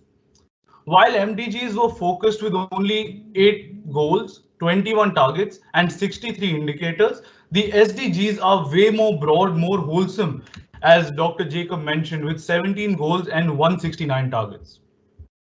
Now, one of the most important thing about the SDGs that we often fail to recognize is the fact that every single SDG is interconnected. They are deeply interconnected. And this has two positive outcomes. A lack of progress on one goal hinders progress on several others. And in a world of increasing inequality, civil unrest, and environmental stress, businesses will only thrive if the 2030 agenda is realized. The second is that, for example, if you were to work on the field of climate change and you work in the field of advocacy, you are talking to people about it, you're educating people. Not only are you working on goal 13, you're working on quality education. If you partner with another organization, you're working on goal 17. So many a times in lots of campaigns, in lots of projects, many of these goals can often be interlinked and worked on together. Now, to put this in perspective with the youth, for too long we have been forced to believe in conventional ideas. For too long, the human race has been surrounded with stereotypes, cliches, and standardized habits. For too long, the rights and the wrong, the good and the bad have been set by individuals that precede us. Am I right? Well, if you actually think about it, this is not the case. I want you all to take a moment and go back to a moment of your childhood or a moment of your youth when you went to your parents and asked them a silly question. It could be anything. Why is India called India? Who invented the tire? Why is blue blue? What is sustainability? Questions that often made our parents either laugh at us or probably get a tad bit too curious for being so inquisitive and asking something that was so evident and normal. But now, as we look back, how many of these answers do we actually know? Why is India called India? Who actually invented tires? And why is blue blue? As we grow older, we start accepting facts instead of understanding them, which is what we truly wanted to do as young people. Now, this gives the youth an amazing, amazing power, which is the power of having a free mind. The youth are free from the realms of society, the realms of not just accepting facts, but really understanding them. And because of this, they have some of the most innovative approaches to global problems. And this has been noticed worldwide. And I want to focus on some examples in India. Let's talk about Ankit Quatra. Ankit Quatra is a young Indian boy who was at a family wedding when he saw tons of food going to waste. What did he do? He decided that he's going to take all the food that is wasted at weddings, events, functions, conferences, in buffets, and get it all donated, get it all shared with people that cannot afford a meal. Let's take the example of Trisha Shetty. Trisha Shetty is a brilliant female advocate and the founder of She Says, and she's done some brilliant work with women advocacy, with helping rape victims and helping victims of molestation with end-to-end help, helping them file FIRs, lawyers support, support in the field of medicine, and so much more. So when we look at youth, we often have 2 or 3 opportunities in front of us that weren't presented to me, but I went out, found, and learned for myself. Now, to give you a little bit more context, in 2016, I was invited to become one of India's youngest climate reality leaders to be trained by former Vice President Al Gore of the United States. And over here, I learned something extremely, extremely important, which was not taught directly as a part of the conference, but was an inference of my experience. I learned from brilliant speakers. Let's say, for example, the father of environmental justice, Dr. Robert Bullard. And another example could be Dr. Susan Pacheco, who's won the People of America Award, who is a doctor that is working on creating cures, finding cures for diseases that are caused by the environment. Or Dr. Robert Bullard, who fights in court with organizations like coal mining companies that deny effect to climate change. One of the most important things that I learned here, which I think is really important for the youth that is watching this discussion today, is that there can always be a passion that you have, and there can be a career choice that you have, and you can always bring them together. And with these 2 examples of Dr. Robert Bullard and Susan Pacheco, you see their passion for climate change and their career choice of law or medicine, and bringing that together to work in a field. So often you need to find your own career choice if you can't find one, if there is not one directly available. But many a times, especially through this conference, I found out that you can and you should try and find ways to take your career choice and your passion and bring them together. And that will help you be the most successful in any kind of thing that you do. Now, the second thing, as I started working post my training with Vice President Gore, I was, I started presenting speeches. I did tons of things. I worked with organizations like Walk for Water. I worked with the UN for a little bit. I briefly worked with the Obama Foundation and did tons of work with lots of organizations and loved what I was doing. But one of the things that kind of, I would say, hindered my progress was the fact that I had tons of ideas myself, being the young change maker with, a free mind. But I was not able to implement these ideas with the organizations that I was working. Not to say that I was not having fun. I loved what I was doing. I loved implementing projects and doing all of that, but I was unable to implement the ideas that I had. And therefore, about 5 to 6 years ago, I came up with my own brainchild called the Such Foundation, which I launched in 2018 and is about 2 years old now. So what the Such Foundation essentially does is 2 or 3 things, and what sets us apart is one fundamental aspect. Our organization solely works with the youth around the world.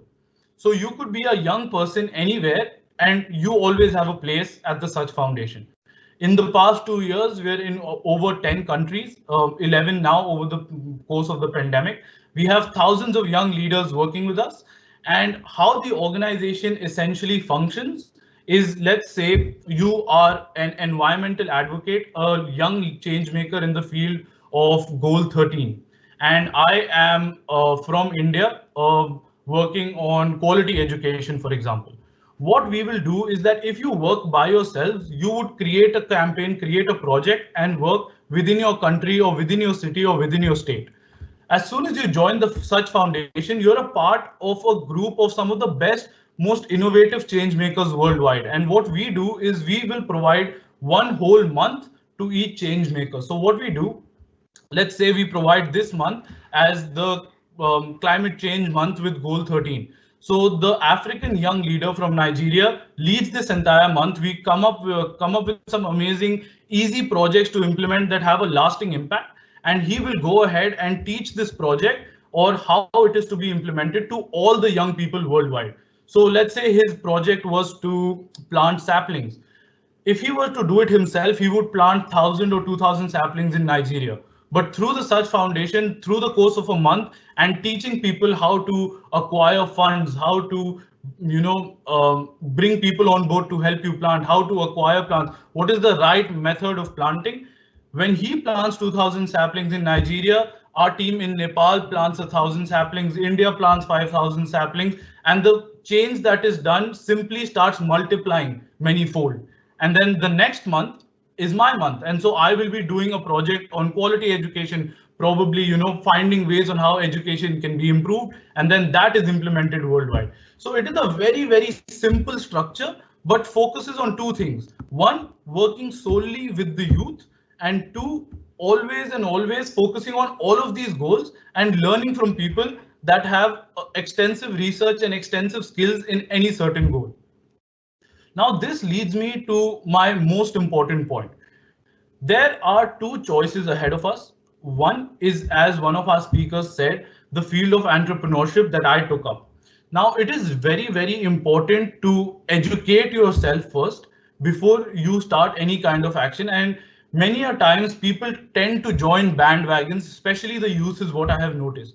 They say that, for example, plastic is bad, so you assume sometimes plastic is bad. You need to continue to question these facts and understand why is plastic bad? What is an alternate that they are providing and why is it better than plastic? And many a times people consider paper straws better than plastic straws. They may be, but they still cause huge effects to the environment. And so trying and finding out an actual alternate that helps out with several of these issues is so important. So one of the most important things, like I said, is trying to venture into entrepreneurship. If you have a clear idea, a clear knowledge base, and a clear set of understanding, set of rules that you want to implement. A second and more important for me is going the route of partnerships. Why I consider this really important is, let's say you're really, really passionate about gender equality, right? Now you don't have to be a champion of gender equality. We don't expect you to know everything about gender equality. But what we do expect is that you find someone who's working in the field of gender equality, has tons and tons of experience, and join their mission. And that's what we do at the Such Foundation. We not only are entrepreneurs connecting young people around the world, but we focus on really bringing on board people that have extensive knowledge and learning from them. So partnerships become extremely, extremely important. And now, finally, as I conclude, I want to really share a personal anecdote, which was something that really changed my life and will put all of what I've said into perspective. So I am around 12 years of 13 years old in middle school, and my father gives me the essential role of getting rid of all the old newspapers at home and selling them to the kabadi wala, and whatever money I get in return, I could keep that money. So this was a golden opportunity for me to have my favorite ice cream every month. Now, how many of us know who a kabadi wala is? So I know most of the Indian people would know, but for the people outside of India, a kabadi wala is someone from lower financial background. He comes to your house bi-weekly or monthly, collects all your old newspapers, takes them by weight, and pays you a certain cost for it. So every month on a Sunday, the kabadi wala would come home, I would give him all the old newspapers, and bargain with him for every single extra rupee. He said 8 rupees a kilo, I would bargain for 9, just so I could get more money and probably some month enjoy 2 of my favorite ice creams. Now, month by month, he would come, I would give him my newspapers, and I always loved my favorite butterscotch ice cream that I had after school. So this one day, as I'm enjoying my ice cream on a hot summer afternoon, I saw the kabadi wala. The kabadi wala was always seen with 3 things: a cycle to commute, 2 rag bags on either side of his cycle in which he collected all the old newspapers, old magazines that were given to him, and a rusty old weighing machine with which he weighed the newspapers and paid you a certain cost for. Now that day, as I saw the kabadi wala, he was pedaling his cycle this peak summer afternoon with 2 full rag bags on either side of his cycle, one of his sons in the front and one son at the back, cycling uphill. And with every drop of his sweat, my ice cream didn't taste the same anymore.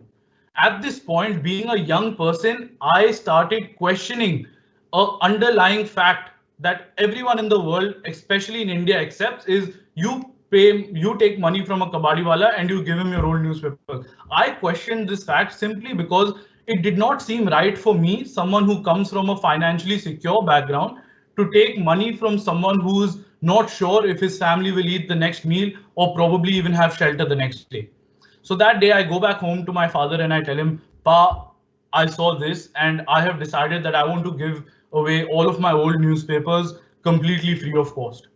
And my father, kind of shocked, said, Beta, if that's what you would like to do, that's what you should. And so the kabadi wala would come every month. I would give him all my old newspapers, not take a single penny for it without any ulterior motives. Now, the thing is that the kabadi wala spoke the local language of Kannada and I only spoke English or Hindi. So we never really communicated through words, but solely through actions. So he was coming month by month. I gave him all my old newspapers. And a few months later, I realized apart from newspapers, I have magazines, school books from my previous year that I wasn't using. I started giving all of those to him as well. 2 months in, 3 months in, 4 months into the practice, I see that I have new things, old things that I don't use. Could be toys, bed sheets, clothes, books, an old phone, a charger or whatever. I started giving him everything that I had that I wasn't using, irrespective of old or new. So he would come 6 months in, 7 months in, 8 months in, take all of these products, and I would never take any money for it. Now, I lived in an apartment complex at the time in Bangalore, and so some of my friends found out about what I was doing. And they started this practice as well. They said, it makes sense. Someone doesn't have money, let's do this for free. They started giving out all of their things completely free of cost. 9 months in, 10 months in, and it's been a year now.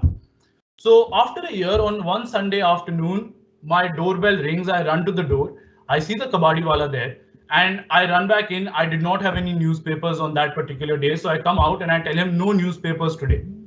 and he says, no, no, and tries to convey something to me. But I cannot understand due to the lack of words and not being able to understand his language. All of a sudden, this man completely falls down on my doorstep and starts sobbing. And I am extremely confused. Why is someone coming to my doorstep Sunday morning and crying? So I, natural reaction, I sit there with him, I pat his back and I try to understand the gravity of the situation, but I'm completely confused with no idea of what to do. Eventually, as the man collected himself, he went towards his rag bag in which he had been taking all the old newspapers and all the things that I was giving him, reached out inside it and took out two cards. And I distinctly remember one was blue and the other light pink. And he gave them to me. As I looked at those cards, the tears moved from his eyes to mine. They were the report cards of both his children. And with the practice that I had adopted, he was able to save enough money to pay for the education of both his children. And this was simply because I was a young person who challenged a quintessential norm or something that was extremely common in India. I challenged it, I questioned these underlying facts, and I came up with my own innovative solution. Help is possible to be given in any way possible, but as long as you challenge everything around you, you need to be innovative, you need to stop accepting facts, and you need to have a free mind. So I believe the youth of St. Joseph's has some brilliant potential. In the past, I've had tons of my interns through the internship programs that we host from St. Joseph's. I've worked with some of the most brilliant minds of St. Joseph's. I've done tons of events with you all. And I strongly believe that St. Joseph's has some of the most brilliant youth potential and can go a really, really long way in the field of sustainability. So thank you so much, ladies and gentlemen. It's been an absolute pleasure, and I hope you enjoy the rest of your day. You definitely moved the tears from your eyes to all of our eyes. And yeah, conventional ideas, bye-bye. And passion and career choice can be brought together to make our life a totally different one. So with this, I thank all of our esteemed panelists for the lively and relevant discussions. It indeed shed light on the multiple viewpoints on the common objective of achieving the SDGs. As expected, we have a volume of questions that have poured in. Let me pick your thoughts on the same. We are moving on to the Q&A session. We have our three panelists and Dr. Arun with us. The very first question, what are the measures that can be adopted to improve the air quality index while maintaining the focus on development and employment opportunities? I request Dr. Arun Jacob to answer this. Thank you. I'll keep it very brief. I know we have a lot of questions to get through because the question on air quality improvement, it differs from country to country, context to context. So I think this is something we referred to earlier in terms of the systems analysis, right? So we really need to understand, for example, if the context we're talking is about Delhi, then what are the causes of the seasonal air quality problems in Delhi, and then try to understand and try to see what are the stakeholders linked to this issue, what are the causes, and what if we take a policy action, who will be affected. So we need to do that systems analysis. So it's not a very straightforward answer that there is no silver bullet to just say we do this, the air quality would improve. But of course, some fundamental things have to go in terms of our dependence on fossil fuels, on polluting factories, and as well as, for example, burning of field residuals. There could be better ways to use these. For example, just a case of burning of crop residues in around Delhi. I had a talk with an entrepreneur in Malaysia who used to take these leftover products and crop residues and then develop a lot of products out of it, creating a value system around it, create a business around it. So this entrepreneurship and the social impact innovations are definitely the key to answer and solve some of these air quality issues without having that detrimental issue, effects on societies and the vulnerable population, who survive on many of these livelihoods. I stop here. Thank you. Yeah, thank you, sir. And Mr. Sankal, what do you think is the role that NGOs can play towards SDGs?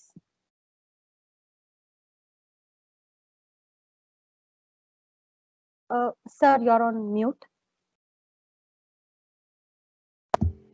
Can you hear me now? Yeah, yeah. I think that's a great question. And personally, I believe NGOs play a very key role in working towards the SDGs. And I have noticed this in the US, especially, in the US, the focus of NGOs is slightly different. They work towards advocating against organizations that aren't doing well in terms of any of the sustainable development goals.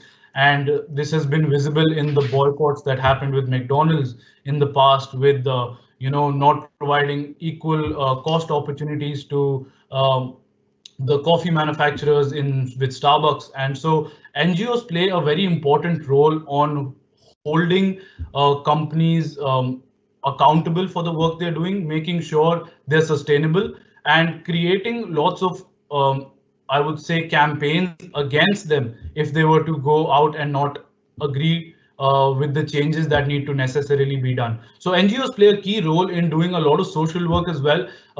We have lots of people called conscious investors who do not always invest for profit, but focus on two things: profit and being conscious about where they're investing their money. So lots of NGOs can receive brilliant funding from there.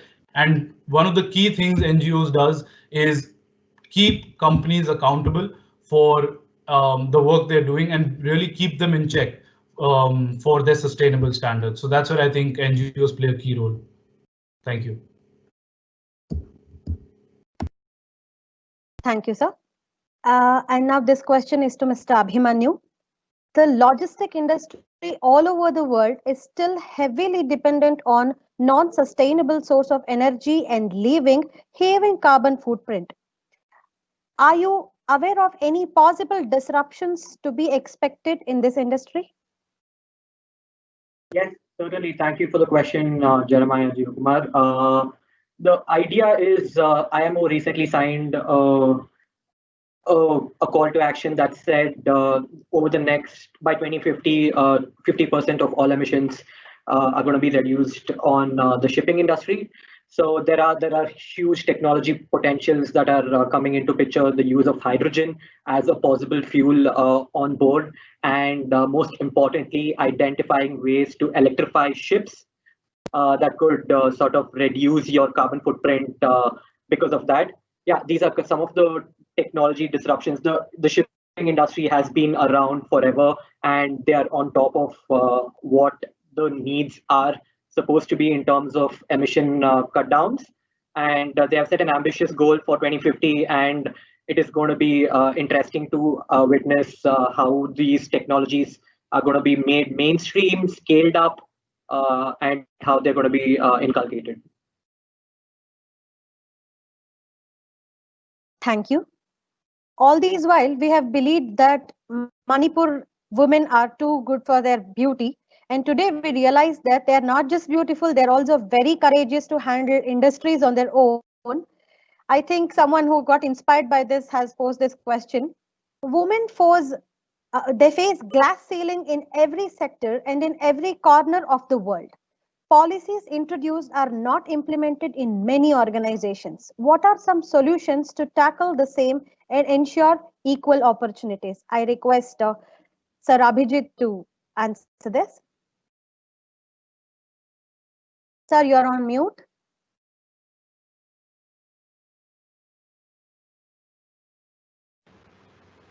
Right. You're talking about women entrepreneurship. I feel the way forward is for women to actually get into entrepreneurship. That is the way forward. I think in many places across the region, and even in backward regions, what we find is actually women taking up entrepreneurship, and not only increasing their economic cash in the households, but also reimagining or renegotiating their relationships with the entire social systems. I can give a lot of instances where women actually have renegotiated places in the society through this. And one of the important elements of women entrepreneurship is also that normally they also are, they take up businesses which are caring, which are lighter, in a sense that they actually are more conducive towards the SDG goals. So most of these women entrepreneurs or activities that they take up. So I would like to suggest that I think entrepreneurship is something that is waiting to happen. And I think the government of India also is very keen to promote that. So that's something I think we need to see and push forward. In terms of the in a job itself, I think also if you see in formal sectors, I think increasingly we see this changes is not much, but I would like to suggest that entrepreneurship is the way forward, a very exciting way forward, and particularly for a country like India, where actually since we are at a lower level, I think things are an opportunity for us. Even post-COVID or during the COVID, I showed you some of the pictures. It was the women which are actually driving the economy because they work with sectors which are not so much affected by COVID. That is like farm, agri, etc. So I think that is something that we need to look at. Thank you. Thank you very much for encouraging all our women sector once again, sir. And here is a question to Dr. Arun, sir.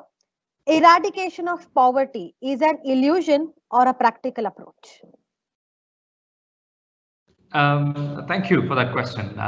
Of course, that's the first goal, which of the SDGs is to eradicate poverty, and it is an ambitious goal. Let's be honest, because just because of the COVID-19 impact, we assume that even 10 years of progress that we have made in poverty reduction can be wiped out just because of a shock of COVID-19. So it is a very ambitious goal to achieve by 2030, but it's possible because just we are from the region of Asia and the Pacific where we've seen the biggest reduction in poverty history at a poverty level in record time in both thanks to China and India since 1990. So it is definitely possible through effort. So we continue to believe that at the UN, and we try to continue to advocate for the same. So let's be optimistic, but it is not going to be an easy task. But it is definitely possible by ensuring sustainable and inclusive economic pathways, as was discussed by our eminent panelists today. Even in the case of Northeast India, if you're able to transform from a a low value kind of a lifestyle associated with production of basic commodities to higher value added products and entrepreneurship by connecting different ecosystems, innovation ecosystem, along with our primary production capacity, there are unlimited pathways to get people out of poverty, and I firmly believe in it. Thank you. Thank you, sir. Yes, the eradication of poverty is practically possible, provided all of us work towards it. And here is a question to Mr. Abhimanyu. Cyclical pattern of natural disasters. Where exactly is this leading us to? Okay, yeah, the uncertainty of natural disasters is a result of the climate change effects, and there's two poles to how we approach this. One is building better resilience infrastructure and planning for better resilience infrastructure. So what I mean by resilience infrastructure is identifying the possible risks associated with climate change as well as these natural disasters, and ensuring a well-prepared system or a well-prepared approach to this. For example, COVID was a perfect example as to how we could approach a natural disaster situation, because it sort of stops all our value chains and it stops all our means of living.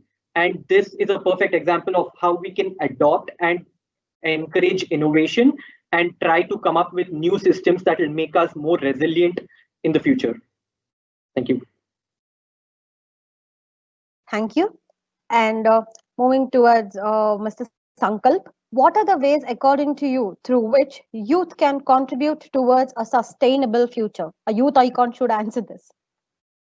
Well, I mean, that's a great question. And I think one of the coolest things that you could do is join my foundation. We always love to have as many people as we can. We love young people. That's who we work with. That's our main organization structure is working with the youth. So one of the coolest things you could do, I would say, is work with me. I would be honored. We'd love that. But apart from that, certain steps that you can take is try and volunteer in your community. It's really, really important to work on volunteering. And secondly, I know the importance of internships that colleges have to work with corporate organizations, MNCs like Goldman Sachs and Ernst and Young. I think also trying to focus more on working with young entrepreneurial startups, young sustainable startups that are in the profit-making business through their sustainable practices is a great way to build on. And if you start early at a younger age, by the time they're successful, within 5 or 6 years, you could be way ahead of your friends or colleagues. So work with sustainable startups, work on a volunteer basis with as many organizations as you can, be more involved in your community, and join the Such Foundation. I am definitely joining, and I hope all our youth watching this series are definitely going to join this. And due to paucity of time, we could take up only a few questions. And here I move on to our last question to Dr. Abhijit. Sir, MSMEs in India are hesitant to pursue the SDGs as they think it is an contrast with profitability. How can that perception be changed?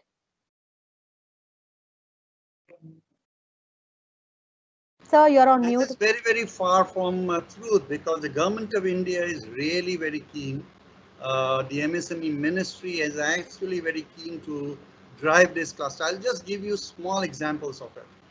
One, I think you are aware that there has been a redefinition of the MSME sector itself. Structurally, there has been a change. So it is we have a composite criteria now, investment and turnover. We are allowing actually the ease of business, regulations are coming down. That is in terms of the structural. There is also what we call as, if people are aware of the finance, the RBI repo rate has been cut down to 4%, to 40 basis point down for the MSME sector. In terms of equity, there is a huge fund being created. We're calling it Fund of Funds, with a corpus of 10,000 crores. To be given to the MSME sector. Then we have also that e-global tenders of 200 crores above has been disallowed. You have now e-market linkage, which is being very strongly promoted for the MSME sector.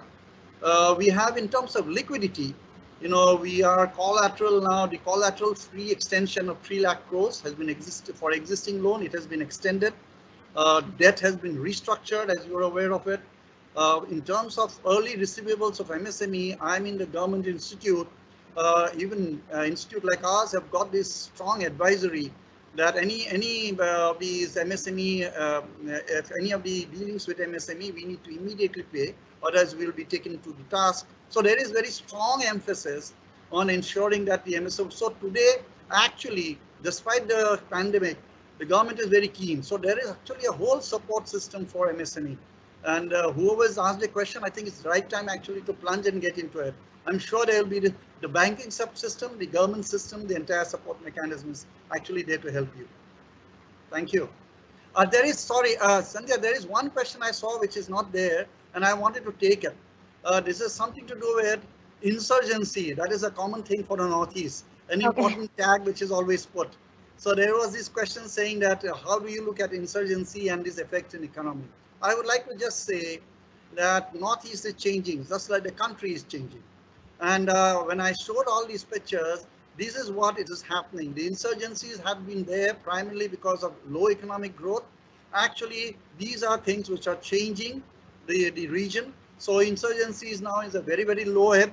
The markers now for Northeast should be others, local, Atmanirbhar, self-reliant products, tourist places. So that's how I think Northeast should be seen now, not as places where insurgents are there taking guns and making difficult life for many, many people.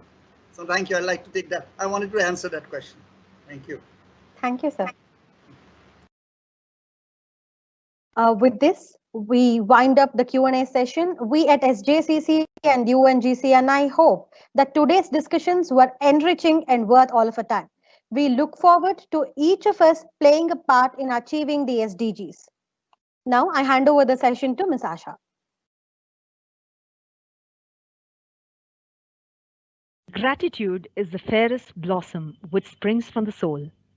On behalf of the organizing committee and the institution, I sincerely thank the dignitaries, Dr. Arun Jacob for the educative keynote address, the panel members, Dr. Abhijit Sharma, Mr. Abhimanyu Manimaran, and Mr. Sankalp Mohan Sharma, for sharing their knowledge and experience in the realm of sustainable development goals. Special thanks to the moderator, Ms. Sandhya P. Nagar, for skillfully handling the panel discussion and Q&A. We would like to specially appreciate the support extended by the UNGCNI, our co-collaborator towards this initiative. We also thank our associate collaborators, Masa University, Malaysia, the Such India Foundation, and Women in Tech Maldives. It's time to express our heartfelt gratitude to our dear father principal, Reverend Dr. Daniel Fernandez, SJ, for keeping his faith on us and giving us this opportunity to organize the international webinar series. Thank you, Father, for rendering your constant support throughout. We would now like to specially thank our registrar, Dr. Nirmala Joseph, for relentlessly guiding us and for all the timely interventions without which the webinar would not have become a reality. We also express our earnest gratitude to the Vice Principals, Ms. Neha Rai and Dr. Raja Jabasing. Their constructive feedbacks have been instrumental at various stages of the preparation. A big thank you to the HODs for accommodating all our requests.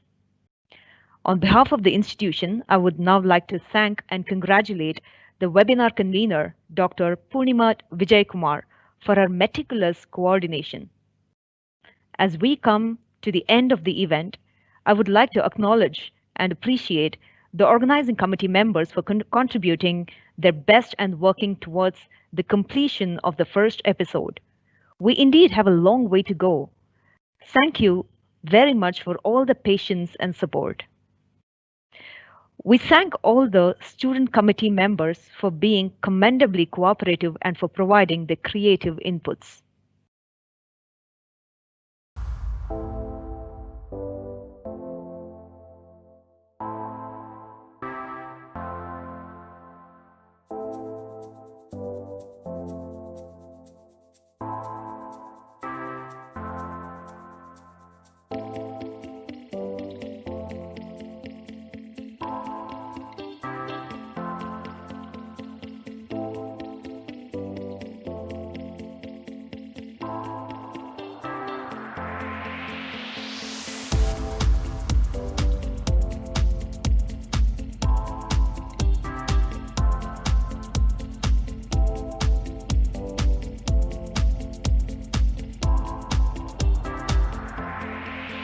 Looking forward to see you all in the second episode.